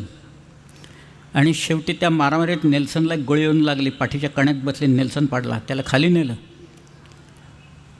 नेल्सन म्हणाला ही लढाई माझ्या मनात होतं, आपण मारली पाहिजे आणि शत्रूची किमान 20 जहाजं तरी आपल्या ताब्यात पाहिजे, अशी माझी शेवटची इच्छा होती. कोणीतरी आलं म्हणाला आपण 5 जहाजं शत्रूची काबीज केली आहेत. दुसरा आला म्हणाला आपल्याला 10 जहाजं मिळालेली आहेत. शेवटी एक माणूस आला म्हणाला आपण लढाई मारलेली आहे, 20-25 जहाजं शत्रूच्या आपल्या ताब्यात आलेली आहेत, सगळी आपण लढाई मारलेली आहे. नेल्सनचे शेवटचे शब्द आहेत, thank God I have done my duty. Nelson वारला शिपवर. त्याचं स्मारक आहे. 200 वर्षानंतर इंग्रजांनी त्या पोर्ट्समथला इतका मोठा शो केला, स्वतः राणी आली होती एलिझाबेथ दुसरी तिथं, आपली शिप्स गेली होती तिथं त्यावेळेस. स्मारकं कशी करतात ना, त्याचं एक आयडियल उदाहरण आहे. हा नेल्सन जो आहे ना, तुम्ही पाहिलं असेल बघा, तो ॲलन शेफर्ड म्हणून एक अंपायर होता ना, तो 11 स्कोअर असेल 22 असेल की असा एक उडी मारायचा बघा तिथे एक, त्याला नेल्सन स्ट्राईक्स असं म्हणतात. की बॅटल ऑफ कोपनहेगनला रशियन आणि डॅनिश लोक एकत्र आले होते. त्यांना सर्च करायचं त्या फ्लीटला ब्रिटनकडे वॉरंट होतं आणि ते वॉरंट घेऊन ज्यावेळेला ब्रिटिश सगळं फ्लीट गेलं तिथं, तेव्हा याचा जो वरचा ऑफिसर होता त्यांनी सांगितलं रिट्रीट करा, पाठीमागं या सगळे. नेल्सन म्हणाला रिट्रीट काय करा, आता चोपून काढून जाऊन म्हणाला डॅनिश लोकांना सगळ्यांना चोपून, हा कसला रिट्रीट म्हणून सांगतोय. आणि मग नेल्सननी काय केलं, त्याच्या शेजारी त्याचा अजून एक माणूस उभा होता. नेल्सननी तो टेलिस्कोप होता ना, तो त्याची जी कमांड बघायचा, जहाजावर निशाणांची कमांड बघायचा, तो त्याला दिसत नसलेल्या डोळ्याला लावला बरं का त्याने इकडं. आणि तो त्याला म्हणाला आय डोंट सी एनिथिंग ना, हल्ला करा चला, मला दिसलंच नाही काही ते. हल्ला केला, नेल्सनने लढाई मारली. असा तो नेल्सन. त्याची स्मारकं जिकडं तिकडं आहेत. स्मारकं फार उत्तमरीतीनं ठेवली आहेत. दर 21 ऑक्टोबरला पहाटे तिथं ब्युगल वाजतो. तिथं ड्रिल चालू होतं त्या सगळ्या लोकांचं. त्यावेळेची भांडी, त्यावेळेच्या तोफा तशा त्या शिपवर ठेवल्यात. आपल्याला ते शिप बघता येतं, HMS व्हिक्ट्री बघता येतं त्याचं शिप तिथे. तर शिवाजी महाराज 1680 साली गेले, स्वातंत्र्य मिळालं 1947 साली. शिवाजी महाराजांचं स्मारक करण्यासाठी आत्ता आपल्याला एक खडक मिळालेला आहे. इंग्रजांनी स्मारकं कशी उभी केली आहेत बघा. ते स्मारकं प्रेरणादायी असावी लागतात, स्फूर्तिदायी असावी लागतात. पुढच्या पिढीनं त्याच्यातनं बोध घ्यावा आणि काहीतरी उत्तम कर्तृत्व करून दाखवावं आणि आपलं देश, या देशाचं भवितव्य उज्ज्वल करून टाकावं. याच्यासाठी सगळे स्मारकांच्या संख्येवर काही नसतं, इथं असावं लागतं ते सगळ्यात शेवटी. ही खांदेरीची जी लढाई आहे, एकमेव लढाई, नाविक लढाई शिवाजीराजे जी काही खेळले ती काही सामान्य लढाई नाही आहे. 1679च्या ऑगस्ट महिन्याच्या 29 तारखेला मायनाक भंडारी या थळवरनं काही जहाजातनं 2-4 तोफा आणि इतर 200-300 माणसं घेऊन खांदेरी बेटावर गेला. इंग्रज बघत होते मुंबईहून, त्यांना हालचाल दिसली बेटावर. कोण आहेत म्हणाले लोक? ते म्हणाले शिवाजीचे लोक येऊन किल्ला बांधतायत. अरे ते म्हणाले ते बेट जरी आपल्याकडे कायदेशीररित्या नसलं तर तिथं किल्ला झाला की पाचर बसेल, आपल्याला व्यापारच बंद पडेल सगळा. काहीतरी करून ह्याला बंद केलं पाहिजे. म्हणून त्यांनी एन्साईन डॅनियल ह्यूज या नावाच्या माणसाला तिथं पाठवलं. तो डॅनियल ह्यूज 3 तासात आला तिथं, 3 शिबाडा घेऊन आला. तो त्याचा रिपोर्ट असा आहे, मी त्या बेटाकडे आलो, कोणीच दिसेना मला तिथं, कसलाही तोफा वाजले नाहीत, बंदुका वाजले नाहीत. आणि मी जसा जवळ गेलो तसं त्या बेटाच्या खडकाच्या मागनं अनेक लोक उभे राहिले मराठी. त्याच्यात तो मायनाक भंडारी होत. मग मी त्याला ओरडून सांगितलं, बेट आमचं आहे, तुम्ही इथनं निघून जा. तेव्हा तो म्हणाला, तुम्हीच इथनं निघून जा, मी माझ्या राजाचा हुकूम ऐकतो, तुमचा ऐकत नाही. पुढं आलात तर तुम्हालाच कैद करून ठेवीन इथं. त्यामुळे मी निघून आलो म्हणाला इथनं परत. त्यामुळं तो एन्साईन डॅनियल ह्यूज परत केला. बरं, आता हे पावसाळ्याचे दिवस सगळे ऑगस्टमध्ये. इंग्रजांचं आरमार सुरतेला होतं, जहाजच नव्हती इंग्रजांच्याकडे. इंग्रजांनी हायर केली, भाड्यानं घेतली. गेप नावाच्या माणसाच्याकडनं इंग्रजांनी जहाजं भाड्यानं घेऊन, त्यांच्याकडे फक्त 2 फ्रिगेट्स होत्या. एकीचं नाव होतं हंटर, दुसरीचं नाव होतं रिव्हेंज. अशा त्या 2 फ्रिगेट्स आणि गुरावा होत्या मोठ्या, आणि बाकीचे सगळे छोट्या छोट्या नौका होती. इंग्रजांनी पाठवून दिलं आणि म्हणाले, पहिल्यांदा खेळ बंद करावा, ते सगळे बेट ताब्यात घ्या. इंग्रजी आरमार आलं. Captain Adderton, captain Richard Keigwin, captain Francis Thorpe, sergeant Nash, captain Francis Molliver. किती यादी सांगू मोठ्या लोकांची. या सगळ्या अशा वेगवेगळ्या शिप्सवर सगळे लोक होते, मोठमोठे लोक. त्या फ्रान्सिस थॉर्प सकाळपासून पंचचा पेला घेऊन बसायचा मारायला तिथे. त्यामुळे तो कंडमच झालेला होता. तो गेला, पहिल्याच हल्ल्यात मारला गेला तो त्या सगळ्याच्या. बाकीच्या इंग्रजांना त्यांच्या मोठ्या होड्या गलबत ज्या आहेत ती चॅनलमध्ये, म्हणजे थळपासनं त्या किल्ल्यापर्यंत मधला जो चॅनल आहे त्याला ब्लॉकेड क्रिएट करायला सांगितलं होतं की सप्लाईज थांबवा, तिकडून येणारी जी मदत आहे, सगळे सप्लाईज आहेत ते बंद करा. इंग्रजांना जमलं नाही. इंग्रजांना त्यांची जहाजं खोल पाण्यात न्यावी लागली, कारण ही इतकं उथळ आहे पाणी, ते जहाजं खाली लागायला लागली, दगडाला तिथे इंग्रज. आणि इंग्रजांनीच लिहून ठेवले की आम्ही आपल्या सकाळ झाले की बघायचो की त्या खांदेरे की तिथं भगवे गेंडे फडफडणाऱ्या अनेक होड्या दिसायच्या आम्हाला. त्यावेळेला रिचर्ड केगविन आणि हा जो ॲडर्टन यांनी लिहिलं आहे, those small Maratha creeping boats deceive us to admiration. त्या छोट्या सरपटणाऱ्या मराठी होड्या आम्हाला आश्चर्यकारकरित्या चकवतात, आणि अशा होड्या इंग्रजी आरमारात हव्यात असं लिहिलं ते. Britannia rules the waves, Britain shall never be slaves असं म्हणणारे इंग्रज म्हणत आहेत, या मराठी बनावटीच्या शिवाजीसारख्या होड्या आमच्याकडे पाहिजेत. पण आमचे लोक वलवत नाहीचे सगळे. इंग्रजांना बेट घ्यायला जमलं नाही, रिएन्फोर्समेंट झाली, जमलं नाही. तेवढ्यात सिद्धी आला तिथं. सिद्ध्याने ते उंदेरीवर किल्ला बांधायला काढला. सिद्ध्याचे उद्योग सुरू झाले. तो आपली माणसं रात्री आपल्या होड्यात आले की सिद्धी पकडायचा आणि माणसांची मुंडकी मारायचा आपल्या. आणि इंग्रजांच्याकडे सकाळी दाखवायला यायचं आणि म्हणायचं, मुंबईला मला भाल्याच्या टोकावर लावून रस्त्याच्या दोन्ही बाजूला लावायची परवानगी द्या. इंग्रजांनी कधी दिली नाही. एक दिवस त्या सिद्ध्यांनी काही लोकांना पकडलं आणि त्यांनी त्यांची चौकशी इंग्रजांच्याकडं न्यायच्या ऐवजी त्यांनी स्वतःच चौकशी केली. त्यांनी असं लिहिलं आहे की त्या माणसाने असं सांगितलं की आम्ही इंग्रजांचेच लोक आहोत, आणि त्यांनी ते इंग्रजी कॅप्टनचं नाव, त्याच्या डेप्युटीचं नाव, ह्याच्यापासून सगळा हिशोब इतका व्यवस्थित सांगितला की तो खरंच इंग्रजांचा माणूस आहे याच्या घरी आम्हाला विश्वास ठेवावाच लागला. आणि ते सगळे शिवाजी महाराजांची माणसं होती बरं का तिथे. त्यांना सगळी बित्तम बातमी होती, कुणाच्या नावासकट सगळं होतं, सगळ्यांच्या कुंडल्या त्यांच्याकडं होते. हा सगळा प्रकार चालू राहिला. फार गंमत आहे सगळ्या. एक दिवस पांढरेच बावटे लागले बरं का ते बेटावर, खांदेरी बेटावर. सिद्ध्यांना वाटतं शरण आले हे सगळे लोक, इंग्रजांनाही वाटलं शरण आले म्हणून सिद्ध्याचे लोक गेल्यावर आपल्या लोकांनी शिव्या घालून त्यांना हाकलून दिलं पहिल्यांदा. मग इंग्रज गेले आणि ते म्हणाले तुम्ही काही शरण आला का? ते म्हणाले शरण बिरण आम्ही काही आलेलं नाही. मग म्हणाले पांढरे बावटे कशाला लावलेत? ते म्हणाले आमच्या किनाऱ्यावरच्या लोकांना सूचना करण्यासाठी म्हणून पांढरे बावटे लावलेत, आम्ही काही शरण बिरण वगैरे केलं. हे असं सगळं प्रकरण चाललेलं होतं. फार गंमत आहे या सगळ्या. एक दिवस आपला दौलत खान आरमार घेऊन आला, चॅनलमध्ये आला तो, आणि इंग्रजांच्याकडं एक गुराब होती, डफ नावाची गुराब होती. त्याच्या स्टनवर म्हणजे पाठीमागच्या बाजूला तोफ नव्हती. त्याने बरोबर हेरला आपल्या लोकांनी, अरे ह्या पाठीमागच्या बाजूला तोफ नाही आहे. आणि मग त्यांनी अशी अर्धचंद्राकार हे करून ती गुराबच ताब्यात घेतली, पाठीमागनंच हल्ला केला आपल्या लोकांनी. 22 इंग्रज पकडले, 22, आणि सागरगडावर कैदेत घातले त्यांना. आणि रोज त्यांना मुगाच्या डाळीची खिचडी दिल्यामुळे त्यांची पोटं बिघडली इंग्रजांची. आणि त्यांनी मुंबईला पत्र पाठवले, आम्हाला औषधं पाठवा, आम्हाला चिकन पाठवा, आम्हाला अंडी पाठवा वगैरे. मुंबईच्या इंग्रजांनी लिहिलं तुम्ही कटून का नाही मेलात तिकडं, अंडे बिंडे वगैरे काही पाठवणार नाही, औषधं वगैरे काही पाठवणार नाही. 22 लोक कैदेत घातले होते. त्याच्यात तो फ्रान्सिस मॉलिव्हेरर सुद्धा होता, तो रायगडावर आलेला.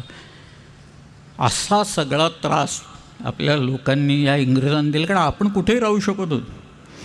पण इंग्रजांना त्या बेटावर कब्जा करता आला नाही. ही नाविक लढाई फार महत्त्वाची आहे.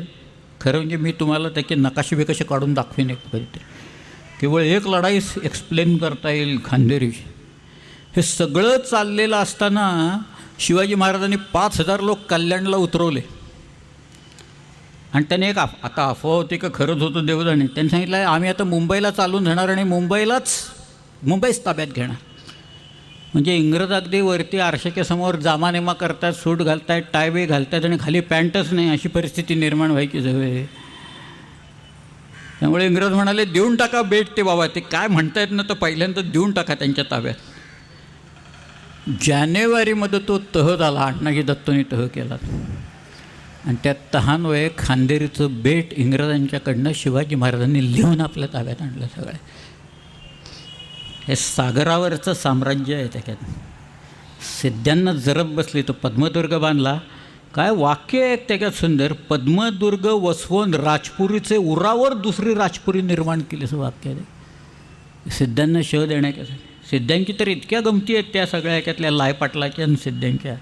जंजिरा ताब्यात घेण्यासाठी काय केलं आहे एकच सांगतो फक्त, आणि मग नंतर थांबतो मी. थोडीशी नंतरची आहे, पण कोंडाजी फर्जन हे नाव तुम्ही ऐकलं आहे. तर पन्हाळा घेतला कोंडाजीनं, 60 लोकांनी घेतला, शिंगबिंग फुंकूनच घेतला. हे असंच सगळं आपलं जे असंच आहे, 60 लोक शिंग फुंकली. आदिलशाहीचे लोक ही मशाल घेऊन बाहेर आले की आपल्या अंधारात बसले लोक बाणाने टिपायचे त्यांना किती बाण येत आहेत, तिरंदाज किती आहेत, लोक किती आहेत, शिंग फुंकणारी काही पत्ता नव्हता. शेवटी शरण. मग दरवाजा उघडून फौज आत घेतली आणि पन्हाळा घेतला आपल्या लोकांनी. हा कोंडाजी फर्जन नोकरीच्या निमित्ताने जंजिऱ्यात गेला. आत गेला बरं का जंजिऱ्यात. जंजिऱ्याचं बळ कुठे? तोफात आहे. भरपूर तोफा ना, 300-400 तोफा तिथं. तर त्या तोफाला जे ॲम्युनिशन लागतं, जे बारूद लागतं, ते बारूद तिथं होतं. ते बारूदच उडवून द्यायचं एकदा, म्हणजे तोफाच निकामी झाल्या ना सगळ्या. त्याच्याकडं हे असं काम होतं कोंडाजीकडं, म्हणजे तो बारूद उडवायला जाणार आणि बारूदखाना उडवल्या की नंतर हा काय राहणार आहे का? म्हणजे त्याचा जीव जाणार हे माहीत असताना कोंडाजी आत गेला आहे. आणि मग ठरलं आरमार कधी यायचं, कुठे यायचं आणि कधी उडवायचं, ते बारूदखाना कधी उडवायचा, हे सगळं ठरलेलं असताना सिद्ध्यांना कोणीतरी सांगितलं की हा माणूस आहे ना, हा डबल एजंट आहे, तो आपल्याला फसवतो आहे आणि तो बारूदखाना उडवायला इथं आलेला आहे. सिद्ध्यांनी त्याला पकडलं आणि त्याचं मुंडकं मारलं आणि भाल्याच्या टोकावर फिरवलं सगळ्या ह्याच्यात. ह्या अशा कथा अनेक आहेत सगळ्या ह्याच्यातल्या. पण जंजिरा शिवाजीराजांनी घ्यायचे इतके विलक्षण प्रयत्न केले, शेवटपर्यंत ताब्यात आला नाही जंजिरा. पण समुद्रावर एक शिवाजीराजांनी आपलं एक राज्य निर्माण केले असं आहे की सगळ्याला जरब बसली, डचांना जरब बसली, फ्रेंचांना बसली, इंग्रजांना तर बसलीच बसली, पोर्तुगीजांना बसली. सगळ्याच पोर्तुगीजांच्याकडनं खंडणी वसूल करत होतो शिवाजी, इंग्रजांची जहाजं पकडून आणत होतो. सिद्धी तर काय, सिद्धी इतका भारी होता की आपला अरमान मागं लागलं की तो मुंबईला यायचा, माझगाव डॉकमध्ये यायचा. तिथं माझगावला येऊन तिथं इंग्रजांचा आसरा घेऊन बसायचा. सगळ्यात इंग्रज त्याला शेल्टर द्यायचे. पण सिद्धी म्हणजे घरात जैसा उंदीर तैसा शत्रू सिद्धी असं म्हटलेलं आहे त्याच्यात. फार त्याच्याकडनं त्रास नाही, उंदरा एवढा त्रास. धान्य खातो ना, 15-20% धान्य उंदीर खातो एकटा त्या सगळ्या. पण या सगळ्याच्यात शिवाजीराजांनी आरमार निर्माण करावं. 300 वर्षानंतर एक सबल आरमार आपल्याकडे निर्माण झालं. तर मी सुरुवातीला सांगितलं मार्टेलो टॉवर कुठे आहे तुम्ही सांगतो त्याच्यात. तुम्ही कधी अर्नाळ्याच्या बेटावर गेला आहे का? जा अवश्य. अर्नाळा जंजिरा आहे, बेट आहे. त्या बेटावर किल्ला आहे, बाजीरावानं बांधलेला आहे. त्याच्यावर शिलालेख आहे बाजीरावाचा. त्याच्या एका बाजूला एक बुरुज आहे आणि तो बुरुज म्हणजे युरोपियन कन्स्ट्रक्शनचा मार्टेलो टॉवर आहे तो तिथं असलेला. त्यामुळे हे सगळं कन्स्ट्रक्शन आपल्याला बघावं लागतं. तिथे आपल्याकडं आहे. किती बघता येईल तुम्ही सांगा त्याच्यात? काय काय बघता येईल? दुर्ग आहेत, इतिहास आहे. अगदी तुम्ही असा दगड टाकला तर जो तवंग उठेल तो इतिहासाचा तरंग महाराष्ट्राच्या भूमीत उठेल. इतका प्रचंड इतिहास इथं आहे सगळं. आणि त्याच्यात शिवाजीराजांनी आरमार निर्माण करून एक वेगळा इतिहास निर्माण केला. आणि मग एक सरखेल दिले, नंतर अनेक दिले. सिद्धोजी गुजर होता ते. हा जो मायनाक होता, मायनाक तर बरीच वर्ष होता भंडारी. त्याच्यानंतर होता तो आंग्र्यांच्याकडं आला. शेवटी कान्होजी निर्माण झाले. कान्होजीची तर फारच मजा आहे सर. कान्होजी फार विलक्षण माणूस होता. कान्होजीला लँड शार्क्स म्हणायचे म्हणून इंग्रज म्हणायचे नाही. मोठा आरमार होतो कान्होजीचा. तुम्ही जर का विजयदुर्गच्या आसपास गेलात, विजयदुर्ग किल्ल्याला त्याच्या समुद्राकडच्या भागात खालच्या बाजूला एक भिंत आहे. गोव्याच्या पोर्तुगीजांना ते माहिती होतं. 1719मध्ये मुंबईच्या गव्हर्नरने हल्ले चढवले, त्यावेळेला ब्रिटिश जहाजं फुटली तिथं. त्यांना कळत नव्हतं काय झाले. इंग्रजांनी तो किल्ला ताब्यात घेण्यासाठी असे काही प्रयत्न केले. एक तोफा असतात ना, त्या तोफ डागली की ती गरम होती. ती गरम झाली की ती परत रेलवरनं आणायची, ती तोफ वळवायची. ती वळवायची गाड्यावर असते तोफ, जहाजात असली तरी गाड्यावर असते. ती थंड होईस्तोवर थांबायचं, ती स्विवेल करावे लागते, साफ बीफ करायची, परत बारूद भरायचं. म्हणून इंग्रजांनी त्यांच्या सुपीक डोक्यातून अशी एक योजना केली होती की आपण रेल टाकू आणि एकदा का तोफ उडाली की ती पाठीमागं व्हील स्विवेल व्हील फिरेल की मग साफ करणं सोपं जाईल, की साफ करा की गळे वगैरे भरेल. इंग्रजी डिझाईन असल्या कारणानं एकदा तो गोळा उडायच्या आधीच ती तोफ पाठीमागं आली, स्विवेल झाली आणि गोळा जहाजातच उडाला. ते सगळं ते त्याच जहाजात गोळा उडाला आणि ते जहाजच गेलं खाली सगळ्यात. ह्या अशा सगळ्या गोष्टीत बारीक सारीक सगळ्या फारच. तुम्ही गोविंदाग्रजांची कविता आहे बघा, सिंधुदुर्ग हा विजयदुर्ग हा अंजनवेल महाराष्ट्राच्या मर्दुमकीची ग्वाही सांगेल म्हणून. आज चायनाही हल्ला करते सगळ्याच्यात. पण 2 कडवी फक्त सांगतो मी. सह्याद्रीतील वनराजांनो या कुहरातून आज पुढे, रक्त हवे जर स्वतंत्रतेला रक्ताचे पडतील सडे, एक हिमालय राखा यास्तव करा हिमालय लक्ष खडे, समरपुराचे वार करी हो समर देवता बोलवते, रक्त आपुल्या प्रिया आईचे शुभ्र हिमावर ओघळत. पुढच्या 3 ओळी फारच सुंदर आहेत. आपल्याकडचं एकच कवी तेवढा लिहू शकेल अशा ओळी आहेत त्या. खडक काजळी घोटून तुमचे मनगट बाहू घडलेले. बघा सुंदर आहे.